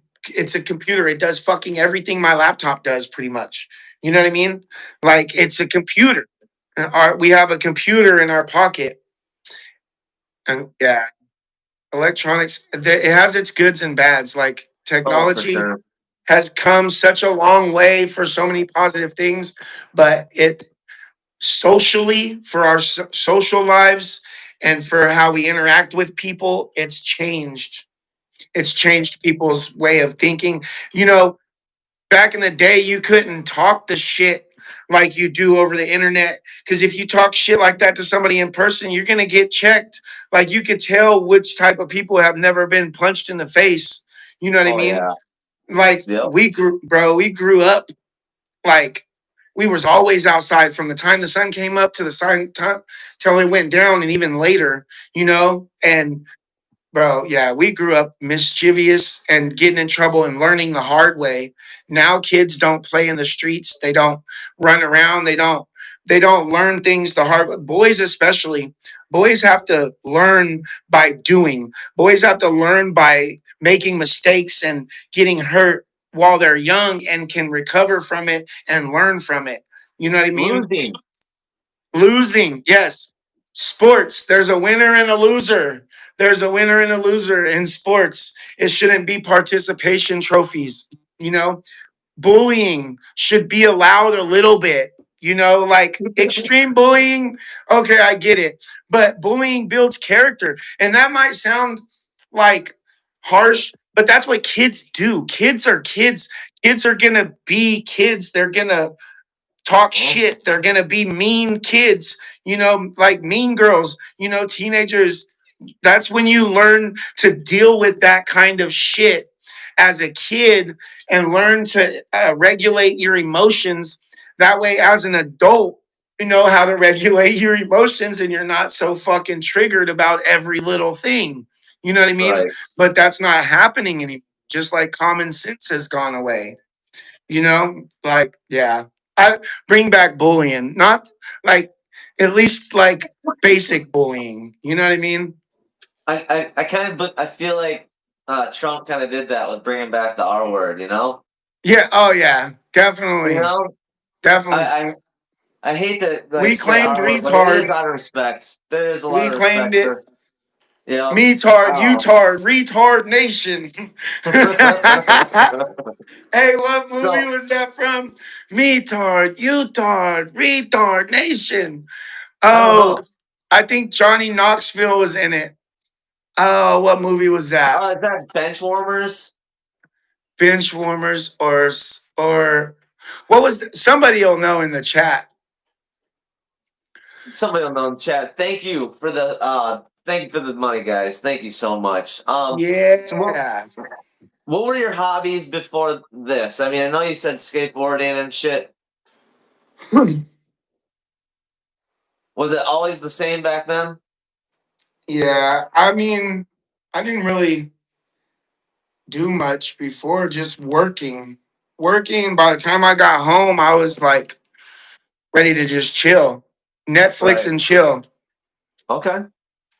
Well, it's just I But like to now see my if life there's is any way other. more active. Like The Right. Ringer. There we go, The Ringer with Johnny Knoxville. I skated too for a while. It looks like Oh is Pam shit. is Pam in the chat? Pam, you blocked me. I'm kind of upset. Hey, Tommy, random question. How many times has Pam blocked you and unblocked you? Fuck, it's too many to count, bro. She does it all the time.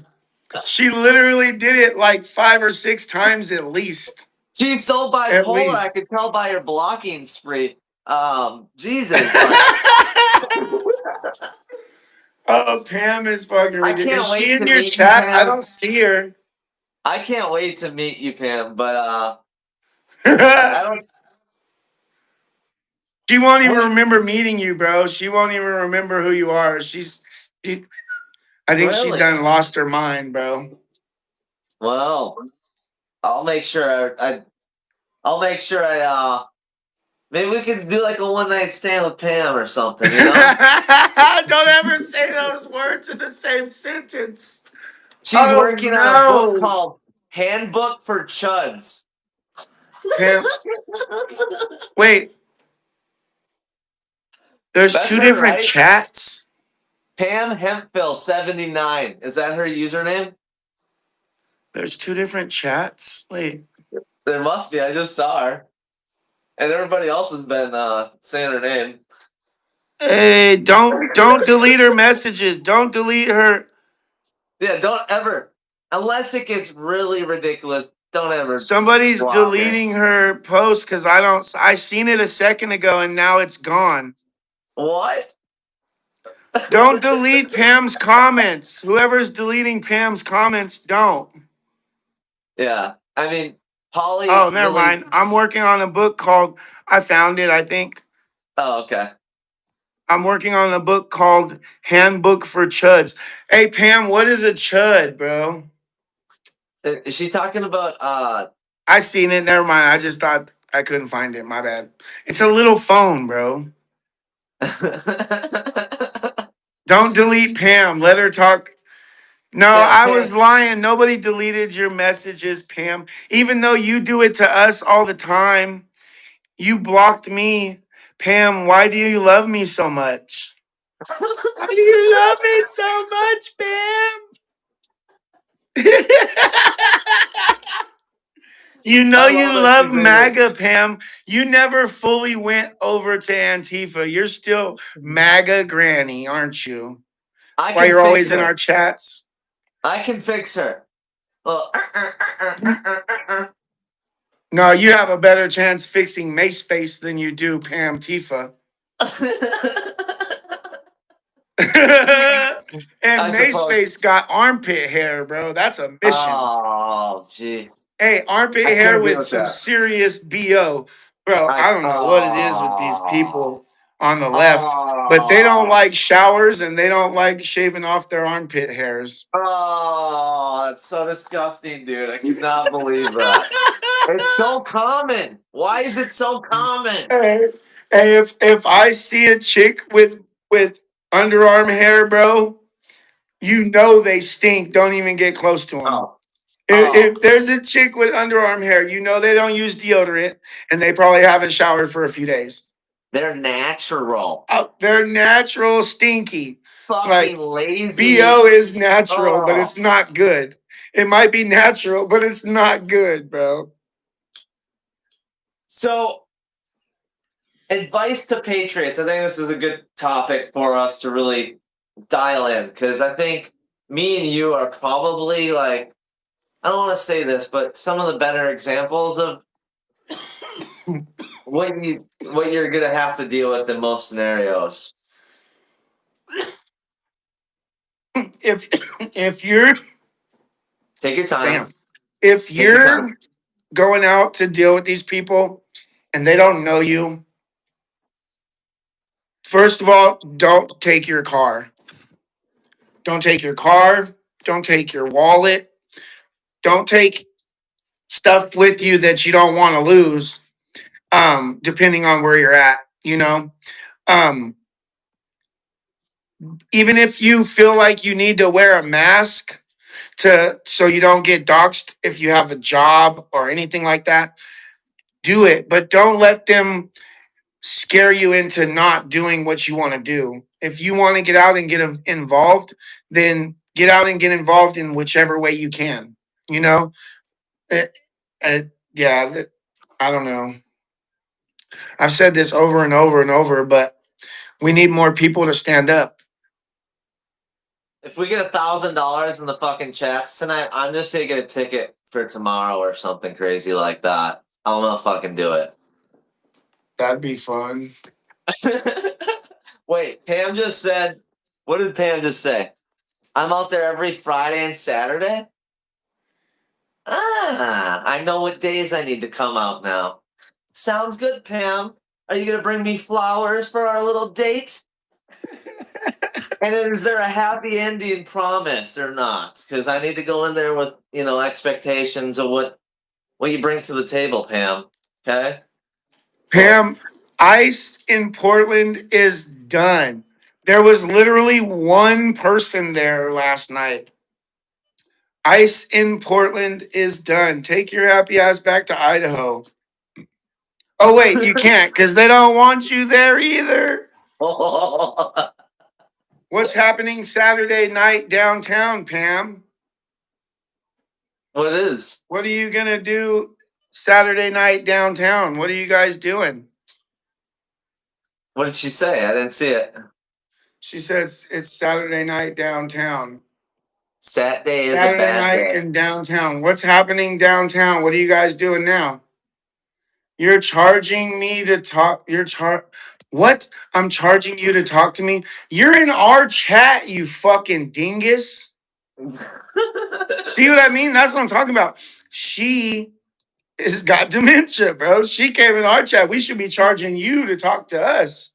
Honestly, I'm so thankful you're in here, Pam. I know your blood pressure is just really through the roof right now, and you can't deal with it. But stick it so far up your butt. Pam is Stick it going to so far. Tacoma for the ICE protest. There's an ICE protest. Danny, what are you talking about, Danny? I love you, Danny, you little GVG. We love you, I love Danny. you, my gay boy gangster. Hey, I Tell got a great Chris. question. Is Tell there Chris. protesting? Is there protesting making any change there? The leftist protest? Yeah. Fuck no, bro. It ain't making no difference. What kind of difference, bro? It ain't doing a damn thing. It's Well, giving us lots of criticism. content. It gives us Yeah. content. That's about it. It's so insane that they think they're making change. They're making themselves look like fools. They're not making the only change they're making is all through the country. The world is seeing exactly how they're acting, and it's turning people that are in the middle, that are center, to the right because they're seeing how violent and extreme the left is on a daily fucking basis. And those people that are on the center are turning more to the right than to the left more and more every day. So they're losing the center, you know? And I'm all for it. And that's what I'm out to expose is exactly how violent these people will be over a camera held by somebody that has conservative views. Yeah. You say things a lot better than anybody else I've talked to because you've been through it so many damn times. So Yeah. how do you prepare mentally? How do you force yourself out the door? I think that's the hardest part of all this. I got a pretty good support group. I got people that I trust with me. Like I see people on the internet like have this misconception that I take people with me to like help with like to jump in for the violence or to help stop the violence or to all this, but really what I want is people with me that I know and trust that can stand behind me, and if anything does happen it'll be on camera, multiple angles. Anybody I don't expect anybody that comes out with me to put their safety on the line for because somebody's coming after me. You know what I mean? But I do like the fact that when we go out and we get attacked, it's on multiple camera angles. And I know it's going to be videoed to where I can show, hey, all we were doing was recording, having conversations, trying to talk to people. And these people become violent and then they cry victim. So if you like just having first person view sometimes is not enough I because know. sometimes it doesn't get everything that happened. So having multiple people with me that are recording, some people in the back, some people engaged with me, it gets all of the angles so that we can cover our asses when we get attacked by these leftists. You know what I mean? So I know a lot of the people that come out there with me, Josh, Shane, um, Too Big to Rig. There's so many people, Jimmy, lots of people that come out there with me, not every time, but most times, that will 100% protect me and will do like put themselves on the line to help protect me or protect everybody that's there. But that's not what we want. We don't want to have to protect ourselves. We don't want to have to defend ourselves from violence. We want to have productive conversations. We want to try to change minds, even though a lot of the times at this point, it seems like impossible that you're going to change any of these people's minds, you know? What's crazy is Um, like we could have some of the same problems and they would never be able to work together. They would never work with us. no, That's what's really sad about it at the end of the day. Like if we had to overthrow the government, they would never. They would never. no, no. It would They they would they just cut do off us. their own family members. They cut off I know. family members. Like for different political views, like close family members, moms and dads, and like that to me just blows me away. How you can cut off somebody like that that's so important to you in your life over who they voted for because they have different beliefs than you. That to me is radical as fuck. You know, I don't Yeah. care what my family's belief system is or what they believe in. I'm going to love them no matter what. We can disagree.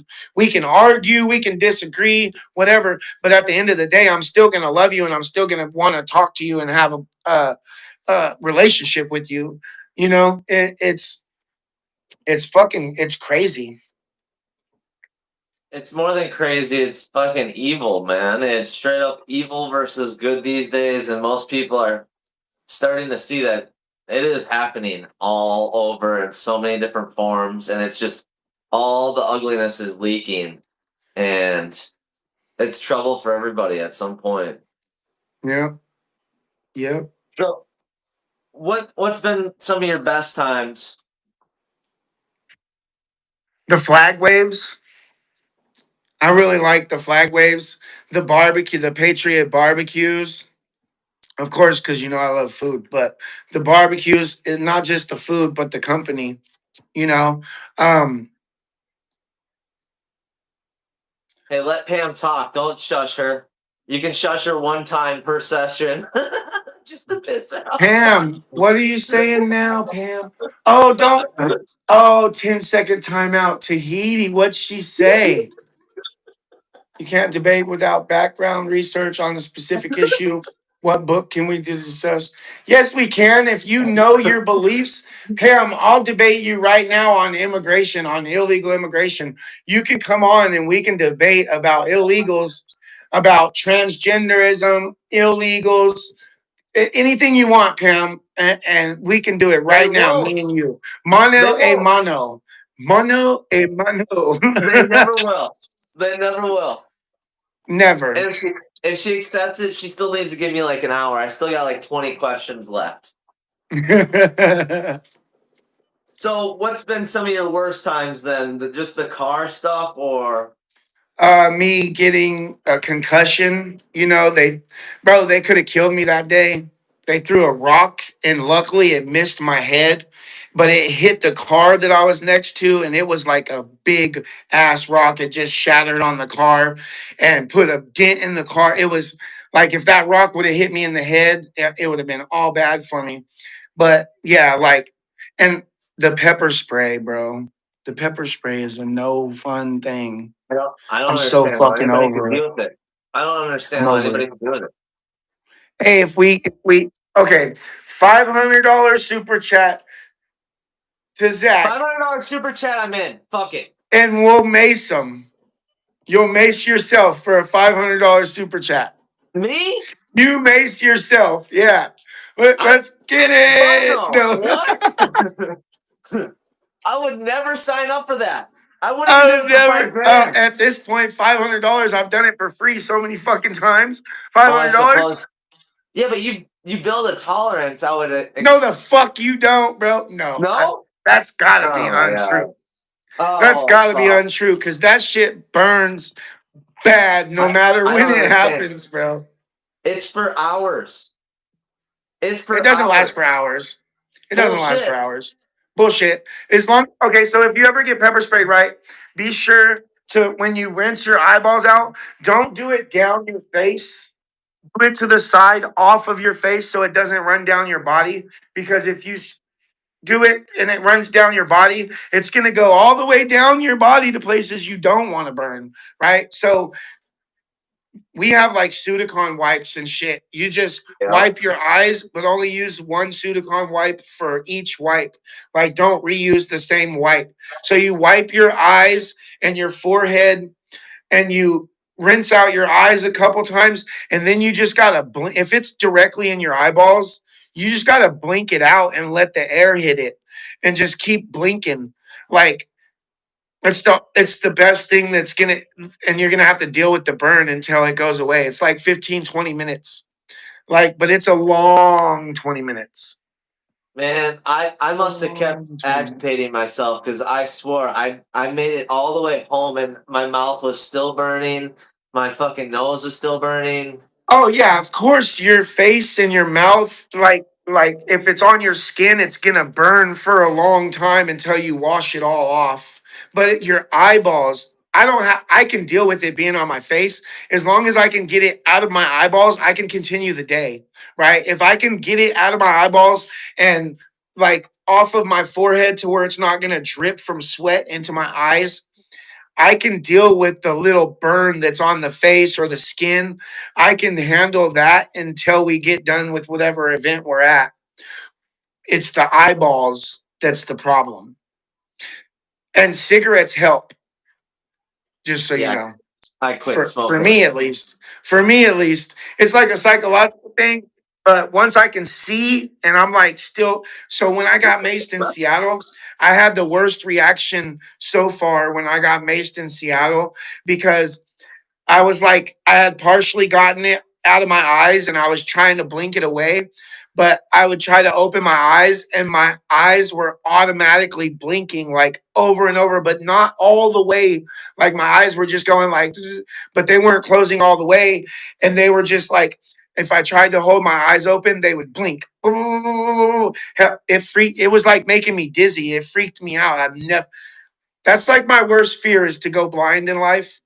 That's like I'd rather go deaf. I I would rather almost be dead than be blind, you know? And so that's always a scary thought when you get maced. Right. And so whenever I was blinking like that, I told Shane or Josh, I told somebody there, I was like, I can't quit blinking. I try to hold my eyes open and my eyes are automatically just boo, boo, boo, boo. And he's like, just hold your eyes closed. And that shit burns when you hold your eyes closed. It was burning. So I Oh kept yeah. like and the wind and everything. The fire department basically said just blink it out, let the wind clear it out, and then go take a shower and get it off the rest of you. Um, and after like 20 minutes or so, like, of course, it still hurt a little bit, but the burning sensation, and you could see, and it wasn't blinking no more. But that was probably the worst reaction I've had so far. And I've been bear maced from like this far away into my eye, and it wasn't as bad as that. Like it lasted way longer with the bear mace, but it wasn't as bad as like burning as the one in Seattle was for some reason. I don't know what the fuck they used, but that shit was some good mace. Huh. So that Yeah, was just the stay away from mace. That's my advice. Just stay away from mace. Try if they pull out mace, just cover your face, turn around. Don't fuck with the mace. Cover your face. Don't fuck with the mace. Cover your face. so I gotta ask you, since you've been maced so many times, why don't you wear like a full face or like a partial? Well, when I go to events like that, like my wife wants me to wear goggles and a helmet and everything that I can to protect myself, but I don't want to go to like an event like that. They said it was kid friendly.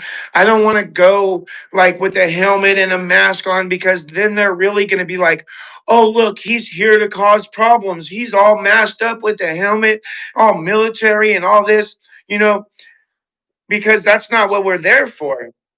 I want to just be able to walk around and record, and I don't I I don't want to look militant. You know what I mean? So yeah, that's my reasoning. I don't want them to have any more excuse to say that we're there to agitate when all we're doing is there to record a public event, record adults acting very inappropriate in front of kids in the middle of the fucking street. And they don't want us to record that shit. No, they're always promoting it, but then when we're recording it, it's not cool. Yeah, exactly. Like you probably saw some of the stuff that I posted with the pride and the kids. They had pictures of kids on these websites, and it's like, you got such a problem with me filming your kids. Why are they on the website? Why are you having these Yeah. events? Where is the accountability? Why should you be taking kids to a pride event about who you like to have sex with? Yeah. That kids don't need to know. Like, keep that shit to yourself. Oh, there's a popo. When Keep that shit to yourself. when the fuck did it become so cool Yeah. to do this shit? Um so what's been your scariest time then?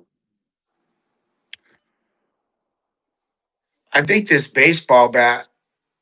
That one? Honestly, I think like that's the most blatant, obvious, like premeditated attack against me from somebody. Against me, Shane, and Nico. You know, like yeah, yeah, probably the baseball bat and being surrounded at the same time by like 300 people, and yeah, that Seattle trip was one of the most intense. I don't want to say scary. I definitely want to say intense and like nerve-wracking cuz you don't know what it feels like until you've been in that situation, and it's a scary situation. It's like a It's the most dangerous when you've never been and you don't scope these places out and you have no idea the area. Yeah, That and that's like the neighborhood. So that whole neighborhood is all like these radical people, like the dude that swung the bat literally lived right there across the street. He was able to run inside and put a mask on and get a baseball bat and come back out after throwing eggs at us. You know what I mean? Like this whole neighborhood was like that. So you're like in a situation like that, your body is so hyper aware of everything that's happening around you. It's exhausting it when is you so get done and you exhausting. have to, it's exhausting. I, It's crazy. I can't be more thankful that you put it like that, because I lately just been wondering, like, how the fuck am I so tired? But I constantly working at it, but it is exhausting just to be out there around these fucking people. It is exhausting dealing with people like this on a daily basis. It's a full-time job, bro. It's It like is. it really is mentally and physically. It's exhausting dealing with these idiots. Yeah, for sure. So I hate to be too personal or make it sound weak, but do you ever have like breakdowns or emotional fucking? I when yeah, but it's not because of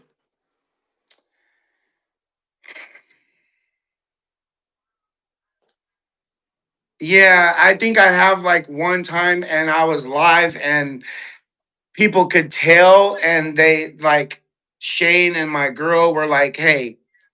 It was right after they destroyed my second car, and what got to me was my wife.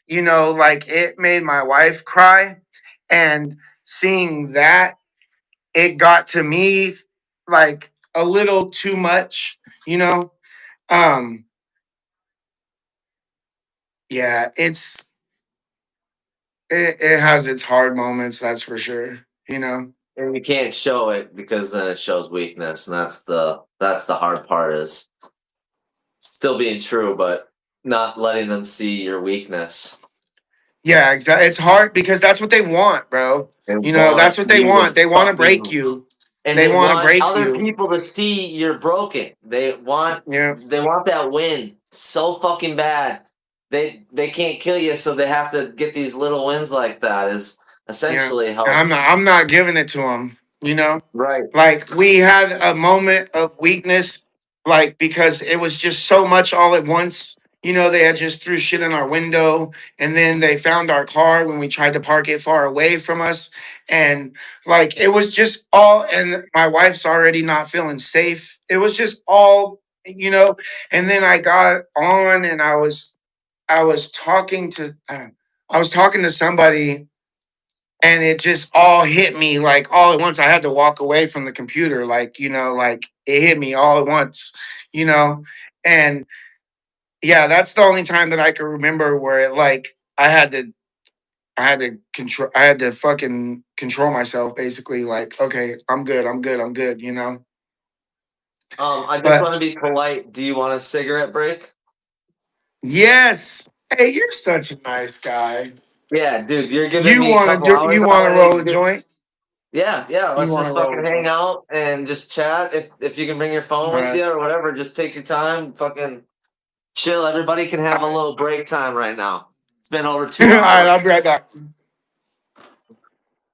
Oh shit. What's up, Chad? Everybody, thank you so much for joining us. Thank you for being so supportive. Um, you guys are amazing. You already know that. And if anybody has some questions you'd like me to ask, I guess this would probably be a very great time if I find my shit. Um, smoke 'em if you got 'em. That's right. That's right. Thank you guys. Um, this has been something I've wanted to do for a while. So putting in time and working on questions was important to me. And he deserves it. He deserves everybody to learn who he really is and to get his story out there. What if something happens to him? I'm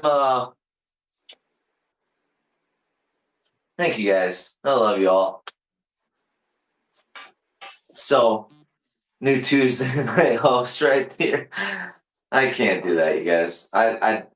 The I don't want to take anything away from Cly, and I hate that I planned the day with Freya yesterday, and it might have came off like I did that intentionally, Cly, but I let Freya pick the day and time.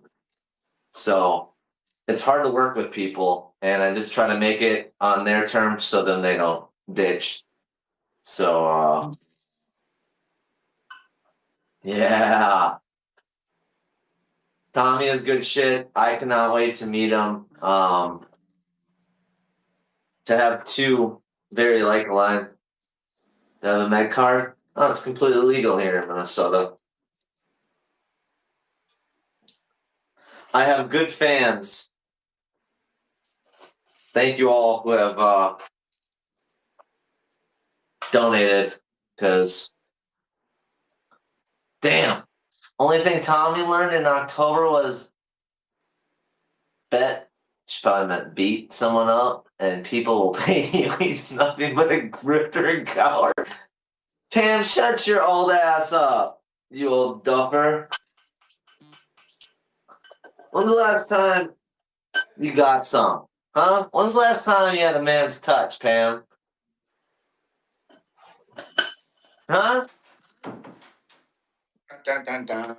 I guess Will was in the chat Peanut butter earlier. jelly time! Woo! Oh shit. Zach, this is an awesome show. Many thanks. Peanut butter jelly time. Hey, they're always in my chat too. I honestly think I should just suck it up and go to Portland soon, but it's kind of fun deal, and I need to meet with my fuck it. If funds come, That come would be in. awesome. You should come for like the 4th of July or something. That would be so fucking lit. Just a Yeah. last minute fucking 4th of July. Yeah. And you can meet all the Patriots. Yeah, I would love that. Oh, you guys doing like a little get together? Zach, Tommy and Zach might need a Sunday. Tommy and Zach might need a Sunday smoke release show. That'd be cool. I'm not gonna say the rest. I didn't see it. It's in my chat. Oh, damn it. Damn it. Pam is going People gotta off in stop the talking chat. shit about Cly, bro. Leave Climatics alone. Climatics is Yeah. my friend. He's Yeah, been leave there for Clyde me alone. from the beginning.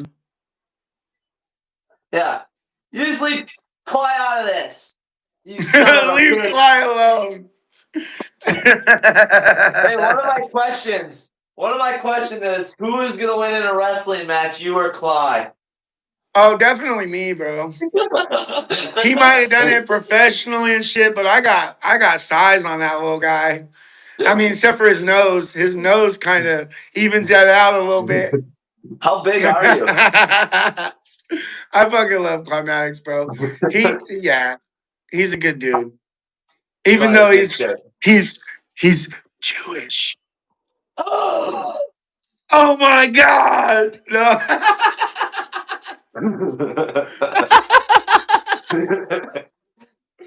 So, how big Pineapple, are you? pineapple. Pineapple is true. Are you like 6'2", 6'3"? Because you look fucking tall as shit. Me, I'm like 6'2", 6'1" and a half, somewhere around there. Damn. Yeah, I'm like Damn. 6'2", 260 right now. I've been losing weight because I'm always doing something, bro, and it's good. Yeah. Yeah, I understand that. It's very sweaty out there. Yeah. Very sweaty. What's their overall Pam's vibe? threatening Zach. Pam, you better not threaten my thumb friend here, Pam, bro. We're I'm gonna. gonna threaten you with a good time. Hey,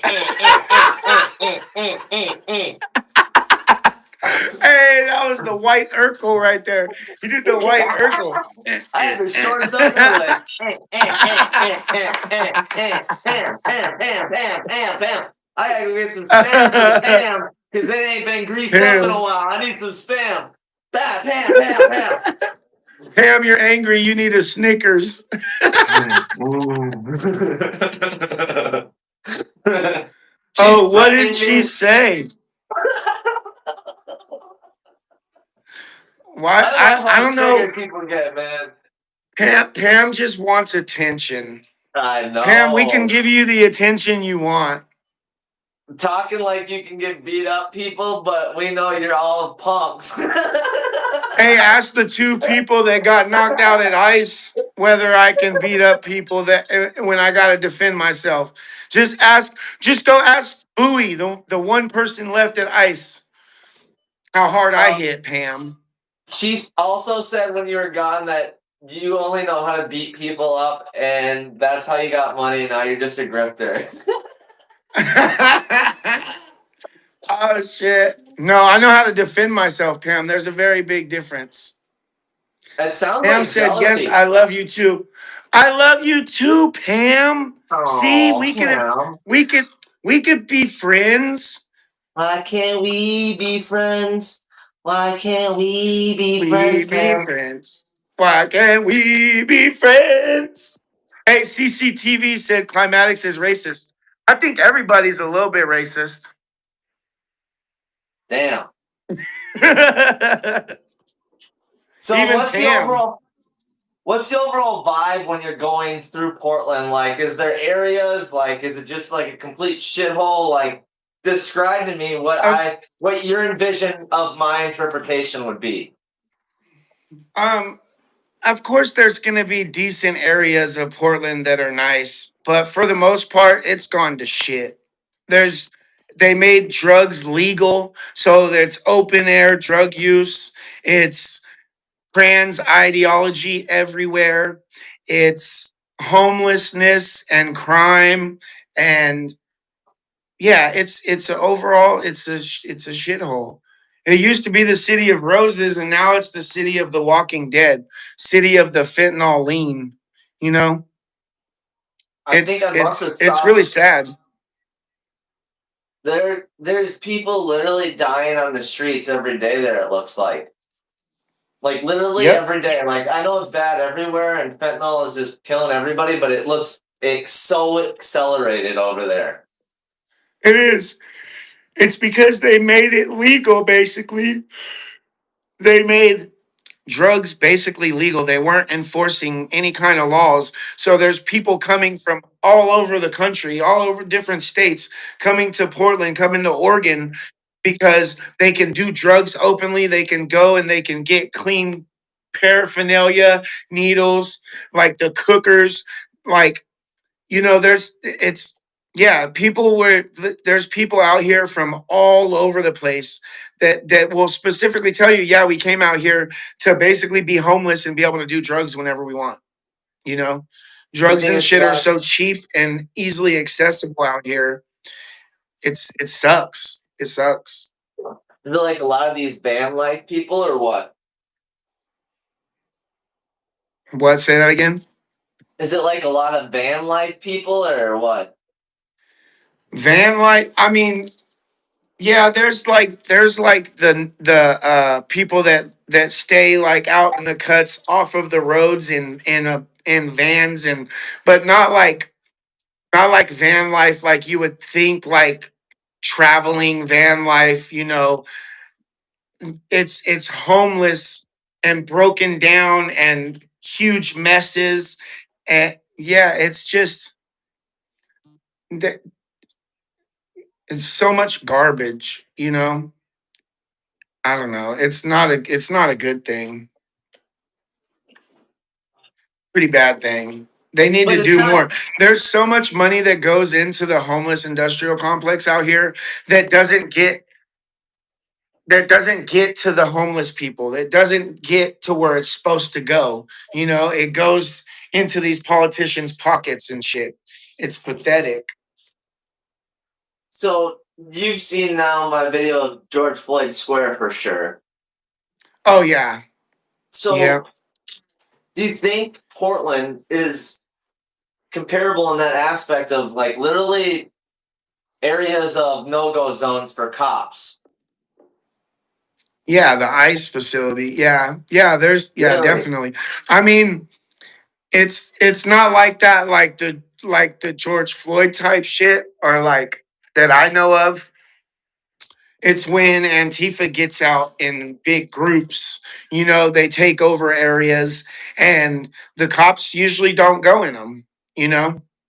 But it's not like I haven't been anywhere in Portland where it was like super, like basically how they were racist as fuck because you were carrying an American flag.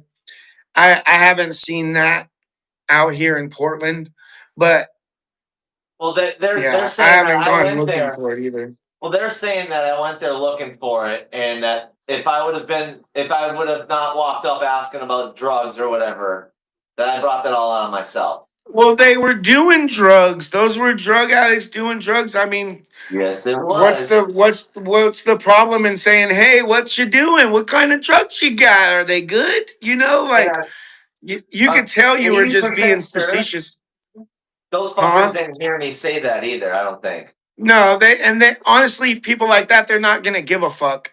You know, they're gonna be like, "Yeah, for sure." You know, I don't know.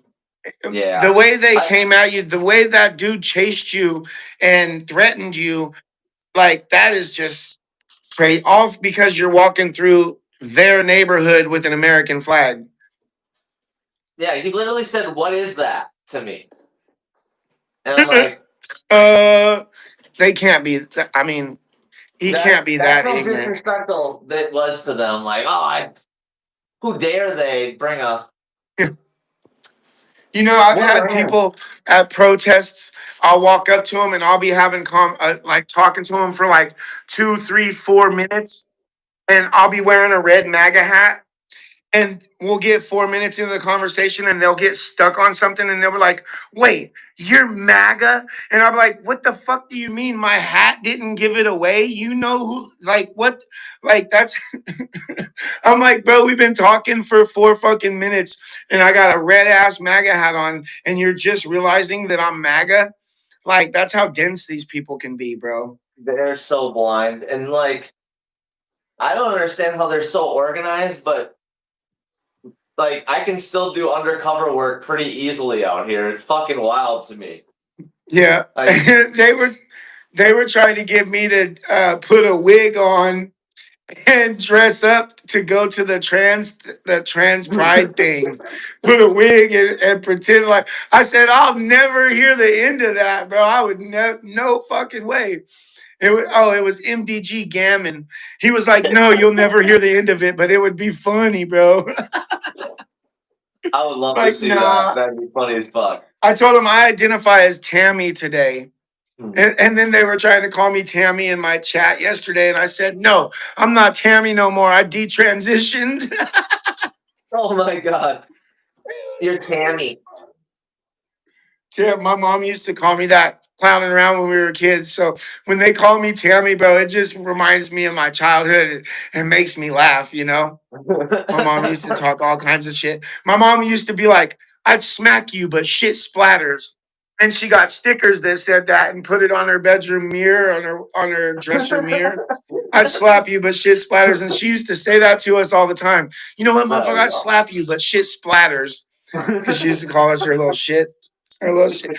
Bro, I miss my mom, dude. I can tell. I Oh, can tell. I yeah. um. So,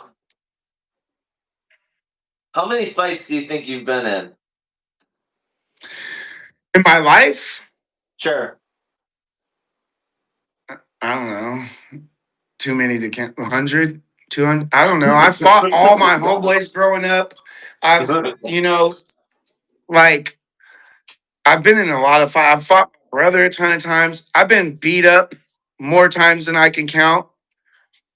Jumped. Like, I What was the worst at beat? least 100 fights. I would say 100 fights, like including Damn. getting jumped and everything. Like at least, bro. Especially growing up, going to juvenile hall and shit. Juvenile hall was like gladiator school. You know, Damn. it was way different. So you got jumped a couple times? I've been jumped by Asians in Stockton. I've been jumped by Asians in my own front yard. They fucked me up. Their little nephew drove by our house the day before. Like, okay, so my mom's boyfriend at the time built us a little quarter pipe with a rail at the top and everything. And we lived in Jill Circle, and we lived off Diana Marie. And then around the court was Jill Circle. And it was all Cambodians or Vietnamese and Cambodian. And we used to let the limb come and skate on the skate ramp with us, and we would charge them 75 cents each per the day to skate with us on the skate ramp. And one of them ended up breaking it, putting a hole in it, right? So we told them they can't ride on it no more. So they got Oh, upset And so Oh, like a week goes by and we hadn't taken it outside, and we bring it out after like a week, and we got the hole patched and shit. And one of their little nephews or whatever rides by on a bike. He spit on my back like a big ass loogie. And he thought he was just going to ooh. ride away on the bike. I chased him down and I snatched him by the back of the shirt and pulled him off his bike. And his glasses bounced off his head when he hit the ground, and I beat him up. Well, the next day, there was like at least 9 or 10 of them came to my house, and they jumped me in my front yard, hit me with my own skateboard and shit. And my grandma just had to watch the whole thing from the bedroom window inside. Because if she would have came Wow. out, they would have beat her up too. Right. So I was like, don't come out. Yeah, they fucked me up pretty good, bro. Like, but then after that, like a week later, we like squat, like we would beef and then squash it, and then beef and then squash it. You don't want to be enemies with a whole block of Asians, bro.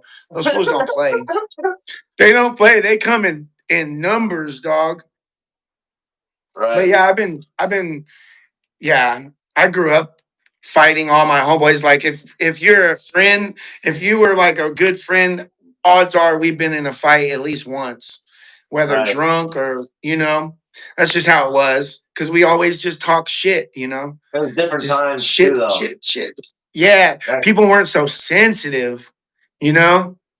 People weren't so sensitive at all. You could actually have heated discussions with people. Yeah, and if you guys disagree to that extent, then you just go out back and square up, boom, and then afterwards you hug and you're good. It's just I don't know. That's just how we grew up. It was different, Different times, but my man. but Different times.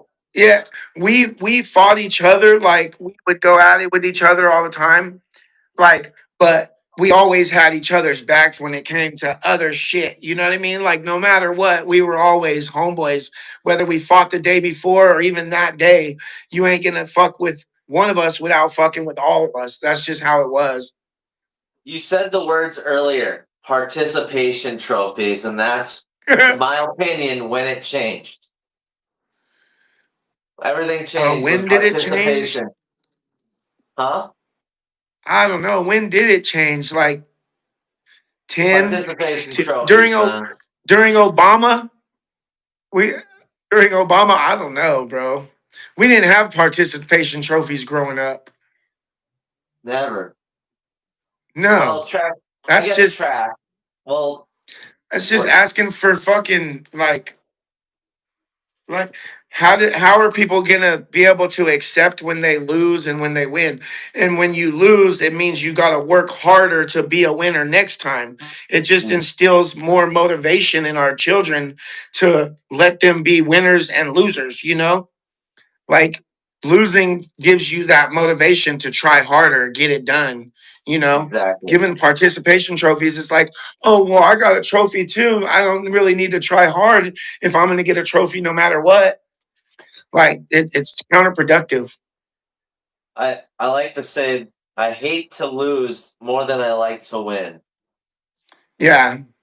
Yeah. because it's just the fact that after you've lost so many times, you have to plan to fucking win or work Yeah. harder. Like, Work I think harder.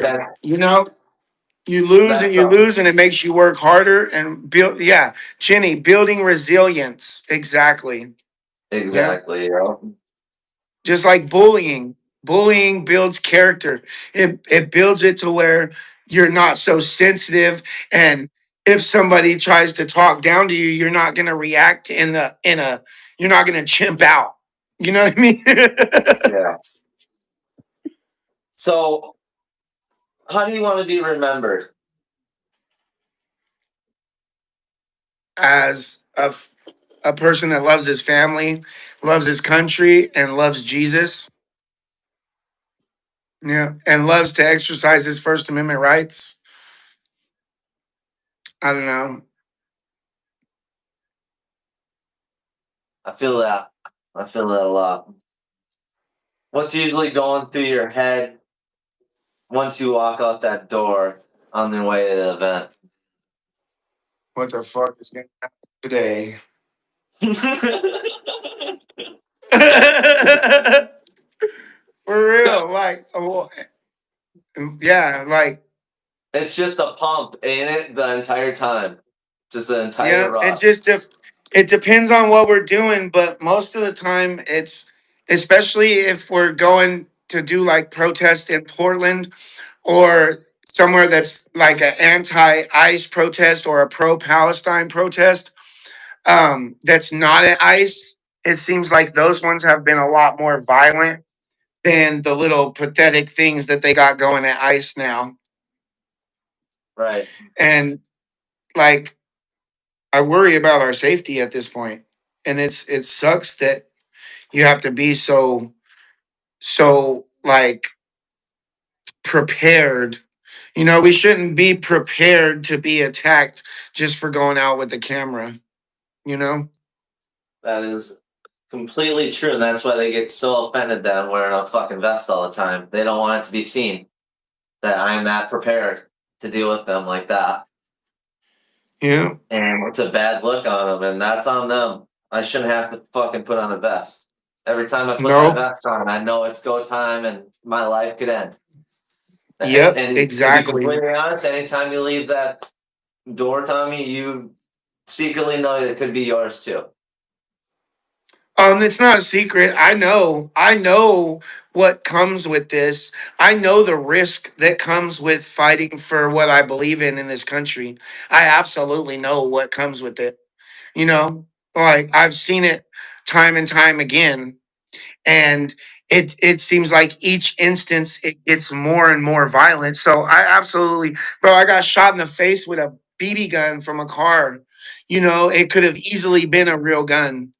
It could have easily been my life, you know? Yep.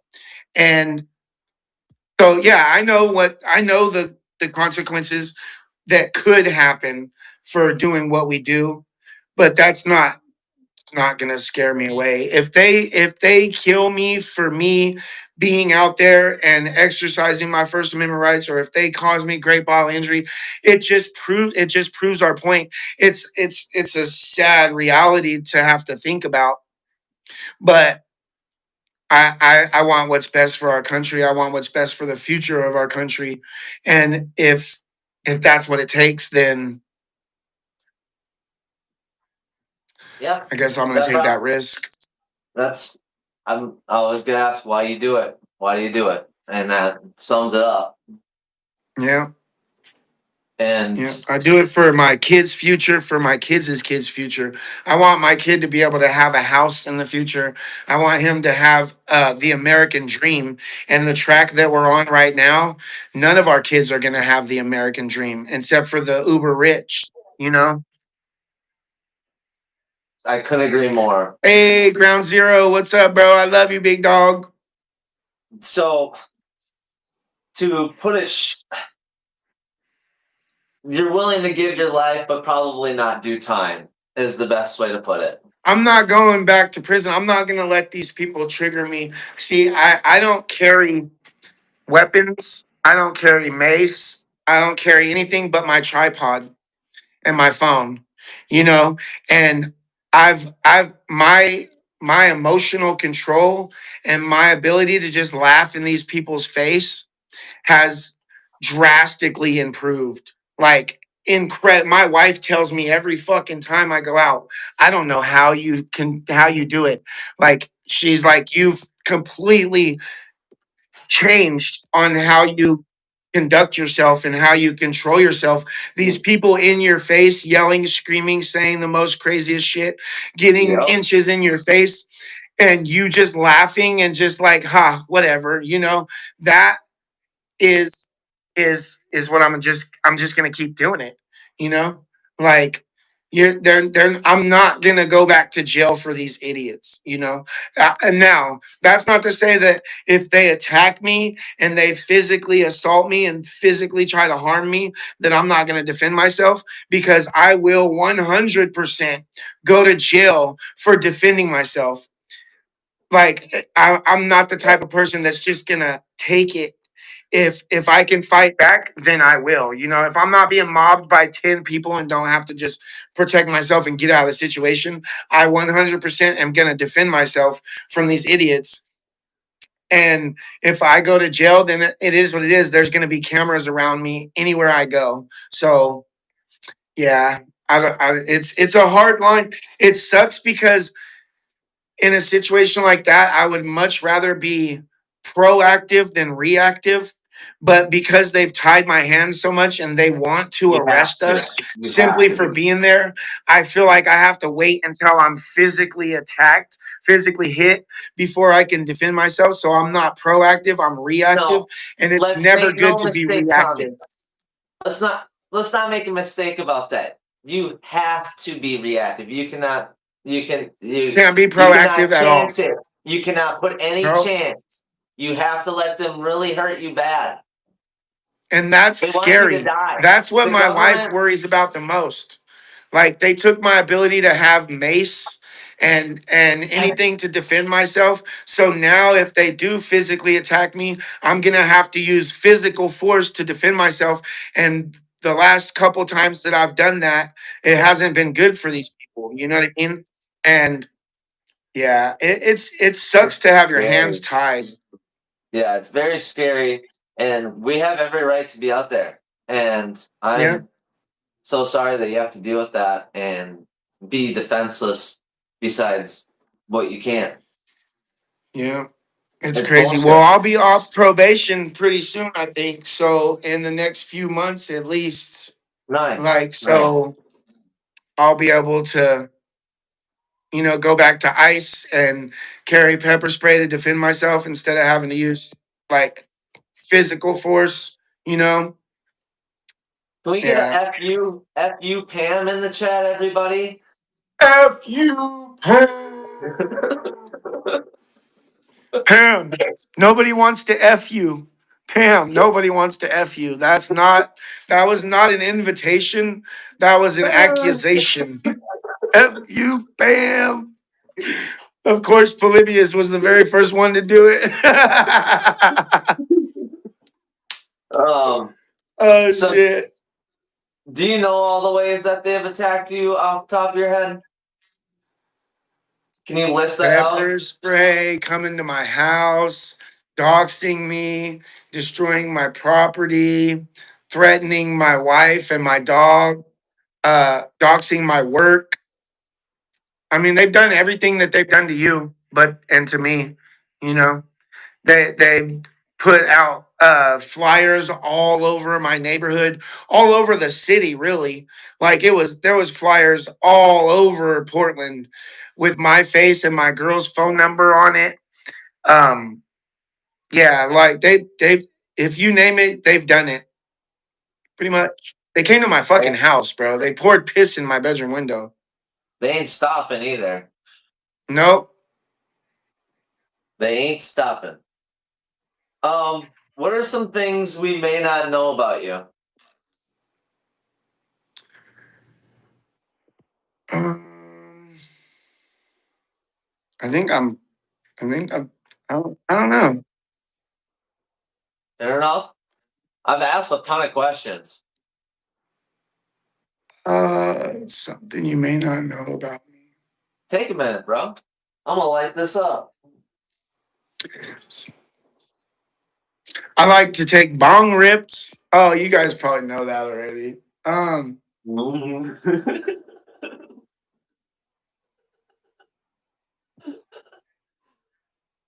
what would Jesus say about my comments? What comments, Pam? Um, She's talking about babies in Gaza. F you again, Pam. F you again.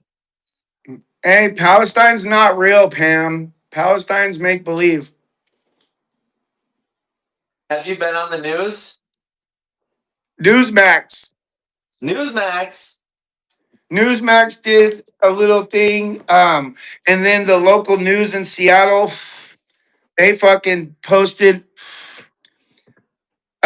like the most ridiculous fucking post saying that we were the agitators and that it's our fault. And I've made the news a ton of times since this all started. A ton of times. Like Same. America's Voice. I've made like A lot. Yeah.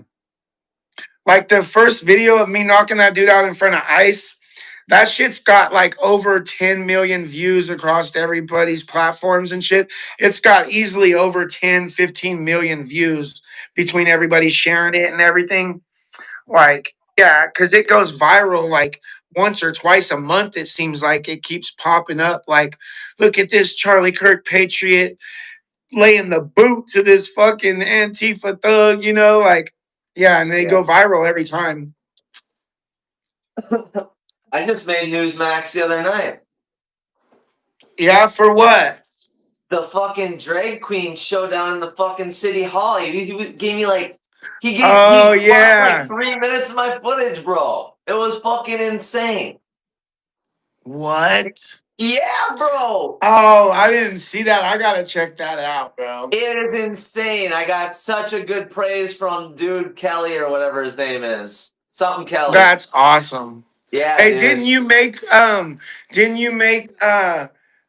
the OAC. Australian news too? The Yep. one Yep, Rita that too. Panahue?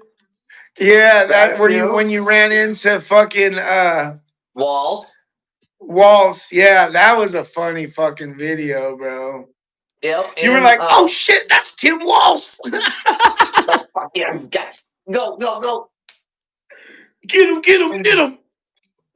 God has blessed me in so many ways. I've just been putting in so much work that I've been in the right places. When you put in so much time and money and shit driving, bro, man, thankfully it's paid off because I would be so defeated if I didn't Yeah. have those times like that to like keep that those little moments are, needed Yep. upon this Yeah, journey. definitely. What are the odds of that, bro? What are the odds you're there? And then Tim Walsh goes running by you, bro. That was like the perfect fucking scenario. Hallelujah. And I just got out of church, I went to their Yeah, Secret service and Service was about to snatch your ass up. a little His bit, little a little security bit, guards. a They were little like, bit. "Oh, we gotta stop this thumb. We gotta stop this thumb from attacking Tim Walsh." I'm pretty sure he saw my vest too, but the Secret Service couldn't have. But Oh I'm pretty yeah. sure Tim did. Um, Oh shit. do they call the cops on you a lot? Oh yeah. But at this point, the cops in Portland, they don't even show up because they know, the cops know that I know exactly what I can and cannot do. I Like know, even the I DA, know. Oh my even the god. DA during my case, after I took the plea for the disorderly conduct or whatever, he sat down and talked to me and he said, "Look, I get I get videos and complaints and people emailing me every single day of videos of you trying to get you in trouble." And he said, "But you ride that gray line." He said, "You know exactly what you can and can't do, and everything that I've seen that they've sent, you had every right to do."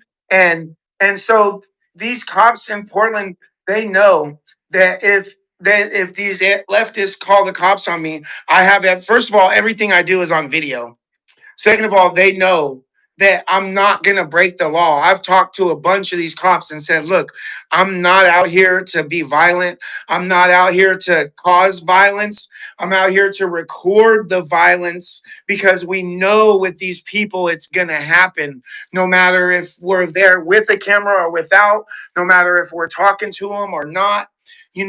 So we're just there to record, and they know that.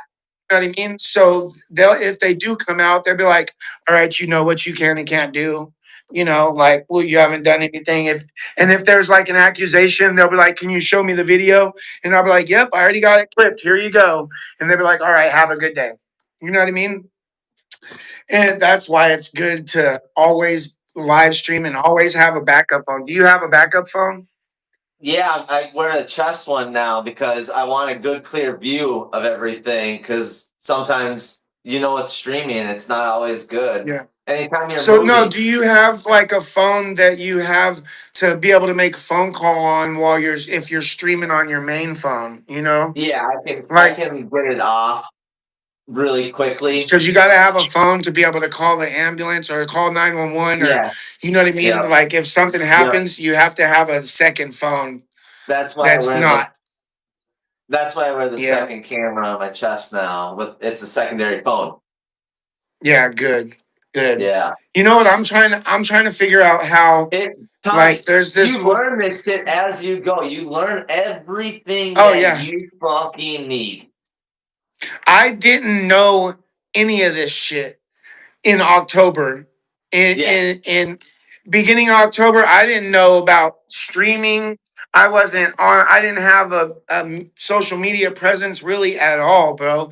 And after that first second night out there, everything just blew up. Like it just like I defended myself from somebody, and I cooperated with ICE and went in there with them. They were hella cool with me. They let me out and everything. It was all over the internet, bro. There was like 4 different angles. It was like going massive viral. And I gained like on X, bro, I gained like 30,000 followers overnight, bro. Like it was insane. That's fucking wild. Like yeah, it just like, and then I just started telling my story and just being me and going out there more. And people just love our personalities, bro. That's the thing. They like, no matter what, just be yourself and keep your word and do the best you can. And that's what they love to see. You know, that's what they love about us is we're real. You know, we don't try to be something that we're not, you know? Right. Right. That's that's just the thing. It's like hard for them to keep that's you see these fuckers reading messages that probably aren't written by them, chanting through the megaphones and stuff. Yeah, yeah. It's like, They can't are even you remember paid to their say that? lines. Are you Yeah. fucking paid to say that? You can't speak from the dome? Everything I talk about, everything you talk about, it's all from the heart. It's all from It's what us. we It's care about. true. It's what we believe in, you know? I ain't gonna lie, Yeah, chat has some really good suggestions and chat is always helpful. But the main points and the main arguments that I make, it's because we care about them. It's because we're passionate about what we're speaking on, you know? yep. Yep. Chat is also very awesome. Like, because you don't Yeah. always think about stuff and then they say it and you're like, oh shit. Yeah. Chat helps in every kind of way you can think of, you know? I Chat know. is I fucking it's I pretty honestly awesome. was so against going live at first. I'm like, dude, it's just a fucking target on my back. I can't do that. And then after stuff kept popping off, I'm just like, it's almost better for me to fucking have it live right from the beginning. Because Yeah. they can alert and be there within 20 minutes regardless. It doesn't Yeah. matter. And It, that way if something happens, you can have people clipping it and sending it to you. Or if something happens, then it's on video, you know what I mean? right. And And then people you know if you always get gotta fucking have it put on in video. jail wrongfully, like what happened to me in Stillwater, if I wasn't live that moment, I wouldn't have gotten out of jail that night. No? They would have kept me in. People were blowing him the fuck up like he didn't do anything wrong. He was just out there fucking placing his fucking first. Yeah. And they It's fucking, crazy I that got a they've scar shut on my down hand. like it's crazy all the other people, the count or the protesters can use megaphones and be loud and do whatever they want, but you're not allowed to use a megaphone. That's against free speech. As long as it's not fucking 30,000 decibels, like that's freedom of speech, you know? Mhm. That's Yeah. a city ordinance. That's not a law, bro. Yeah. It was quite the powerful, and I can't even, it's all so much, dude. I have so much just up in the air. It's so crazy right now. And uh, it's all bullshit. It's all bullshit. Yeah, it I really got a is. scar. I got a scar on my fucking wrist from that. You know? That's how fucking deep he dug the cuffs in. And That's crazy. It burned for a good couple of weeks. I don't know what he put on there, but it was infected for sure. I got cut right here. I got put in flex cuffs. And when they got me to the police station, they had to cut the flex cuffs off. And when they cut it, it like came up and stabbed my palm and cut me, and it started bleeding. And like I was like, "Hey, bro, can you give me something? You just cut me with the flex cuff when you cut it." He said, "No, that was like that when you got in the police car. That was like that when we arrested you." I said, "No, bro, that was like 45 minutes ago. If this was 45 minutes ago, it would be dried blood. This shit is fresh and coming down my hand. You just did it whenever you cut the flex cuff off." And he tried to blame it on me. He's like, "Nah, well, you did that at ICE. You did that when you got into your fight. Woo woo." I said, bro, I was like, what? I said, if that was the case, I would have blood all over the back of my white shirt. And there wasn't no blood on the back of my white shirt. That fucking piece of crap, bro. Damn. I forgot about that. There is a lot of iffy cops out there too. I've learned that. It's like, holy shit. You Yeah. really you gotta be careful. Oh, yeah, definitely. So Definitely. what when did that change? How long into the cop calling on you? Because it took quite a few times for the cops with me to understand what was going on. Well, the cops, I've told the cops from the beginning that we support the police. You know, every time that they've arrested me, I've always cooperated and been like, all right. And I'll even be like, I know it's not you guys, it's your guys' bosses, you know, like, so a lot of the cops in Portland know me either by personal experience at this point or by hearing about me from other officers, you know, and they all know that I respect them for the most part, like the real cops, not the Antifa ones, you know. And there is like one of the cops told me it's like 80% good and 20% bad, and what he was meaning is 80% support ICE, 20% No. support Antifa, you know, support not. Oh, can you hear It's me? crazy. Are we still here? You went quiet again. Are we good? Barely. We're barely good? It went quiet again like it did earlier. But we're good? Oh, I'm good if you're good. Yeah, no. You can hear me? A little bit. How bad is the homelessness? Huh? How bad is the homelessness? Oh, it's really bad. It's Yeah. really bad. There's so much. You know who does a good job documenting the homeless is Kevin Dahlgren. Kevin Dahlgren from Portland, and if you want to know about the homeless in Portland, just look up Kevin Dahlgren on TikTok or Instagram. Um, and he covers a lot about what happens out here, how the homeless are mostly mentally unstable drug addicts, you know. um yeah, it's really bad. They need more help out here on the streets for sure. Um, these next questions are from Polybius. Uh, Okay. do you want to start over again? No,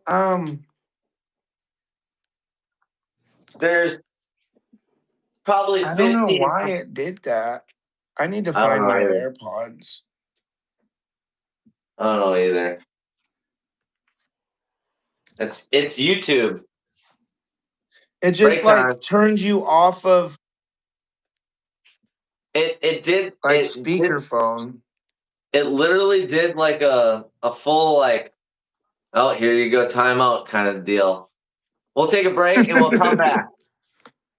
We'll take a 30-minute break. All right, yeah. All Well, right, no, just you can just yeah, coming. you can hear, but I can't hear on the phone. It's like I would have to put it up to my ear. Okay. You want to do it that or what? Try in the mute and Mic check. Mark check 1 2. I need to find my AirPods. Is that better? Yeah, just restart it and I'll rejoin. All right. All right.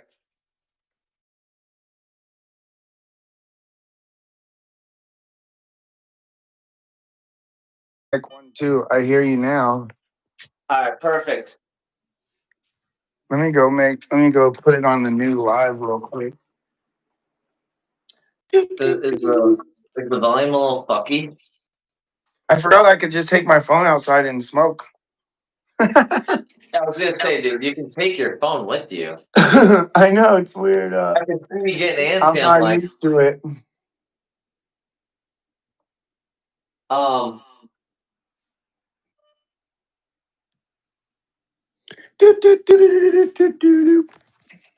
what does patriot mean to you?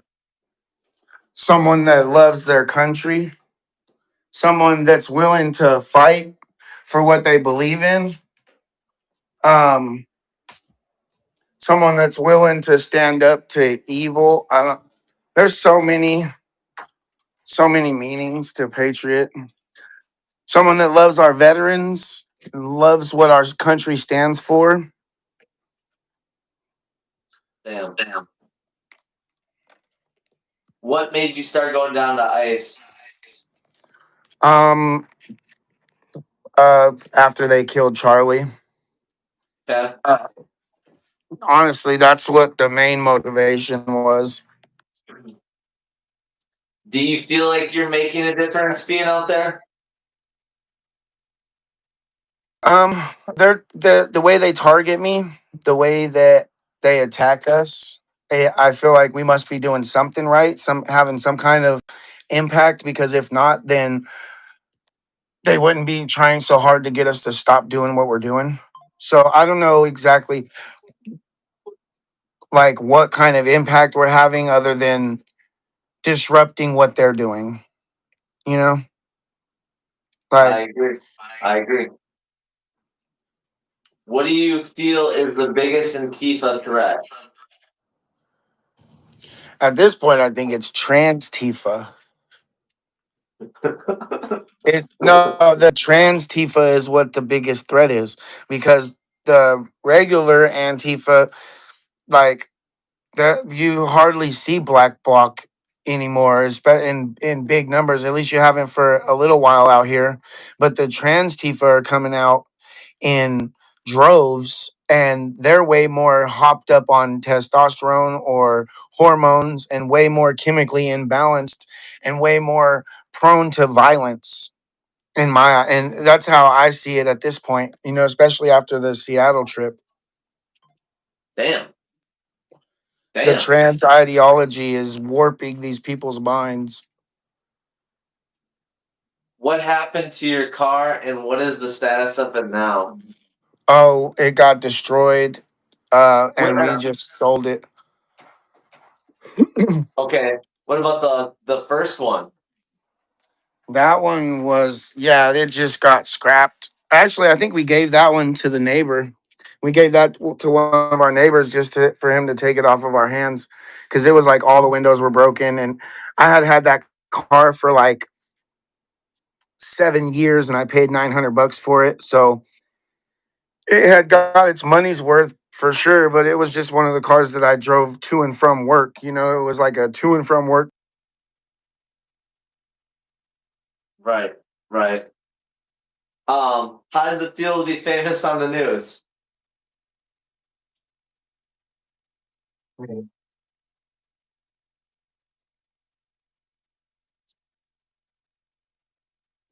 Famous is a big It word. is a big word.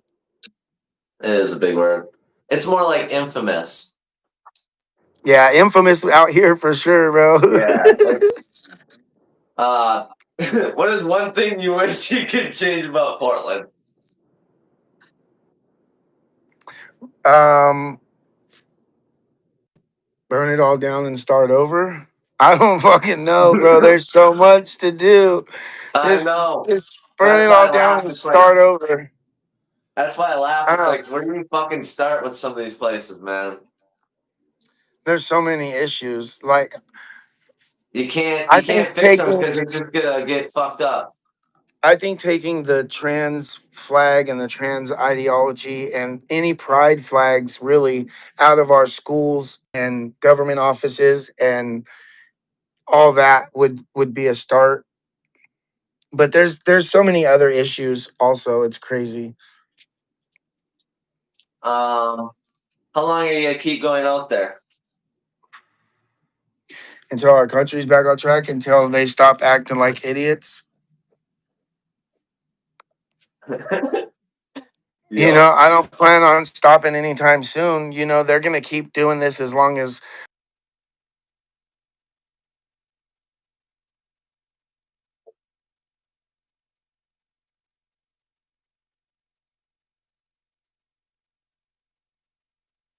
Right. Yeah, if people don't vote, it's very important. She asked what the craziest thing that happened to you. I think we talked about that, but yeah. Probably the baseball bat incident recently. Before that, it was probably being jumped at the park by ice. Um, bear maced. The bear mace sucks. Yeah, there's so much, bro.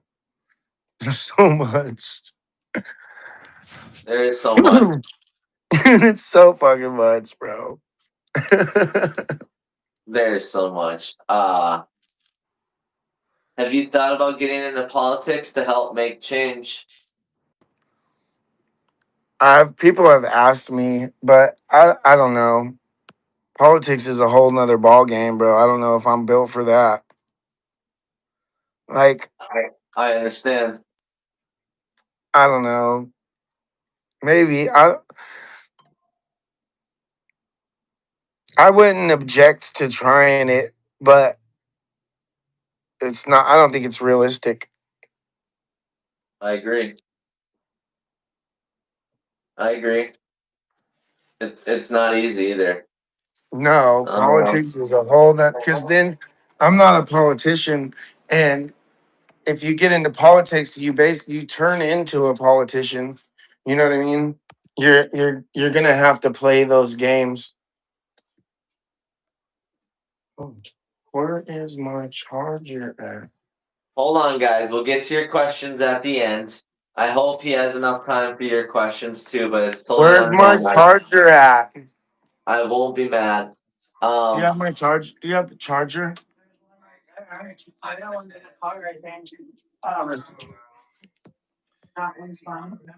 Yeah, this will work. Thank you. I She's have it the is patience. shut. Oh. Thank you very much. Are you good, Tommy? Yeah, I just my phone was at like 3%, 9%. Sorry. All right. Have you ever been fearful of your life? Yeah, yeah, yeah. Pretty much every day at this point. would you would Oh, you fight Will if waivers were signed? bro, right? Mutual combat. Mutual combat.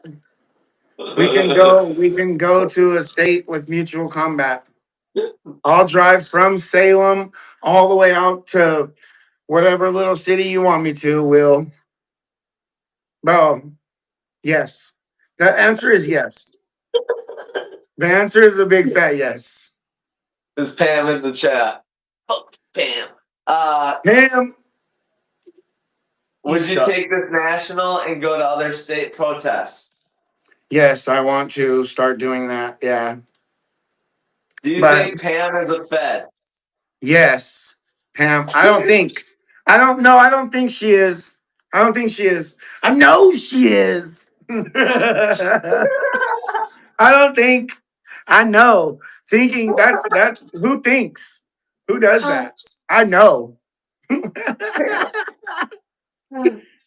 What is the biggest threat in America right now?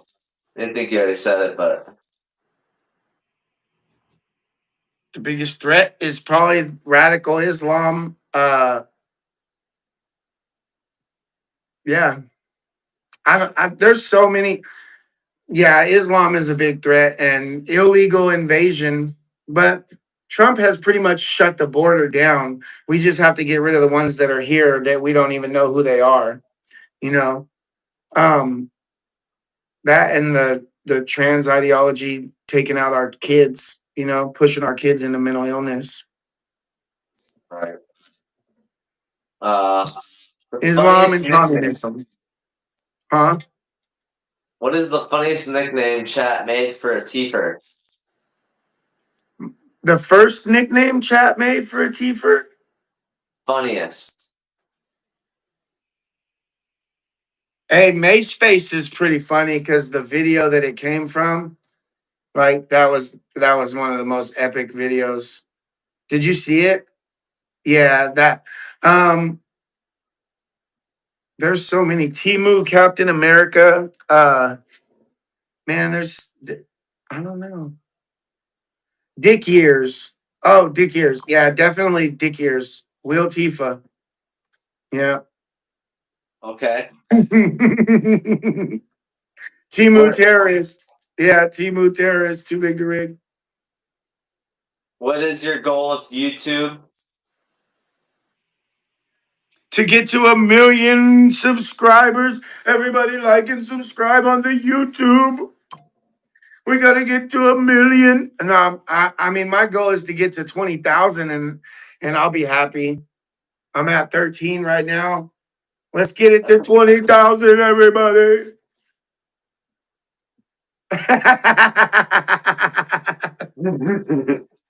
I got a bunch of shit. I got a bunch of stupid shit that lights up. Uh, Dusty Um, Ragsdale, yeah. do you think there will ever be real consequences for the Tiefers? No, I don't know. They've already been labeled domestic terrorists. They're always out causing chaos and mayhem, and nothing ever happens. So, I mean, at this point, it doesn't seem like there will be. You know, like they should have Right. already been handled. I agree. It should have already So been taken care of. now, if anybody has questions for Tommy, this is your time for those questions. And as Super long as chat them right on in. Super chats are welcome with the yes, questions. yes, we'll give you 5-10 minutes or whatever Tommy's okay with, and then you know, oh, you guys are awesome. Thank you so much for doing this, man. It was a great time, Yeah, honestly. for sure. Anytime, bro. I love doing Sick. this shit. I love talking. It was sick. Ask if he knows. Ask Tommy if he knows. Yes, I know. Somebody did say that to me. I did see that a couple times in the chat, I think. I was trying not to waste your time as much as possible. Stay on when do you track. when do you think you'll get above a 1 KD in Call of Duty? Hey, I'm already there, bro. I've gotten way better at Call of Duty. I've gotten way better at Call of Duty, bro. I still suck, but I've gotten way better. Does Mace Face really smell bad? Oh, Doug DeHaven said, Tommy, I have a question for Zach. Zach, are you gay? Not yet. Not Just on yet. days. Just on days that end with Y. That's today.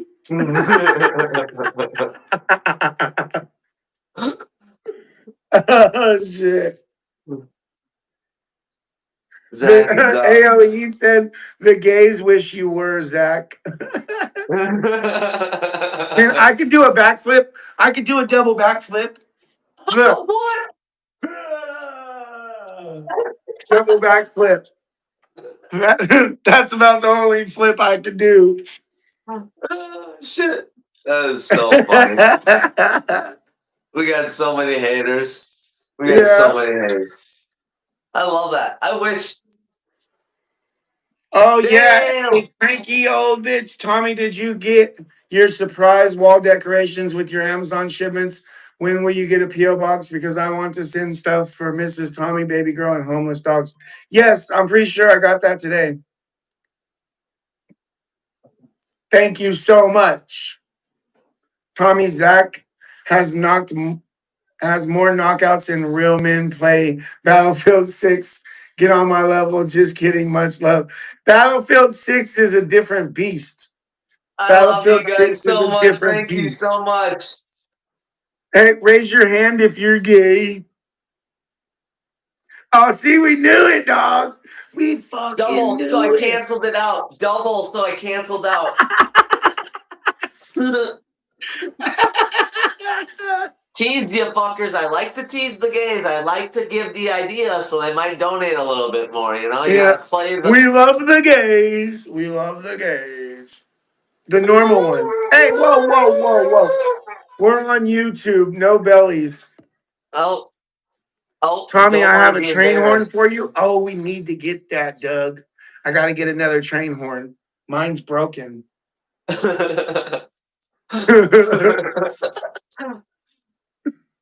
So cool, dude. I honestly am so excited to come meet you guys. I know it's gonna happen Yeah, soon. It's just gotta happen at some point. soon, It soon. I don't like the conversation I had today, but whatever. I'm not that With worried about it. with the boys in blue. Well, just yeah, I don't even want to talk about it. Yeah. You know, it is what it is. Thank you Oh, guys so much. I'm did glad you to know get. that? Did you know that Pam had a threesome with Will and Spider Mike? It was just released in the chat. What? Pam, how could you? Pam, Him? I knew you were desperate, but damn, Pam. Damn, Pam. I love you Randall, guys. hey, I told Josh said, "Oh, if you send me $5, I'll pepper spray Tommy." And then Randall decided to send him $5 to try to get him to pepper spray me. And now he's trying to take it back in the chat. He's like, "I sent him $5, but I didn't really want him to mace you." Stop lying. Yes, you did. Oh shit. Oh, he knows who Will is. Zach Yeah. knows who Will is. Oh yeah. Big ass Will. Who's bigger? Like, is he taller? No, he's shorter, but much, much, much fatter. Well, he used to Damn. be. I think he's lost a little bit of weight, but he's still got all that flabby ass skin hanging. Ooh. If I get around Phil anytime soon, I'm just gonna run circles around so he can't catch me. That fool will never go out in public where he knows we're gonna be. Will is a coward. He's a keyboard warrior. That's all he does is talk shit behind the screen and lie his ass off. Just like he lied and said he had a wife and a little daughter, and he has a fucking Hellcat, and he has this and he has that, but he always wanted to ride everywhere he went. You know, he don't have a goddamn thing. Frankie old beach. Thank you so Love much. Zach, love Tommy, cranky. Thank you. I love you guys. All right, well, I'm Get gonna it get back. something to eat. I gotta get some Yes, sir. food. That was I awesome. think Have a good night, and I thanks again, love you, bro. everybody. Thank you, bro. I'll talk to you soon. I'll I see you love you. soon.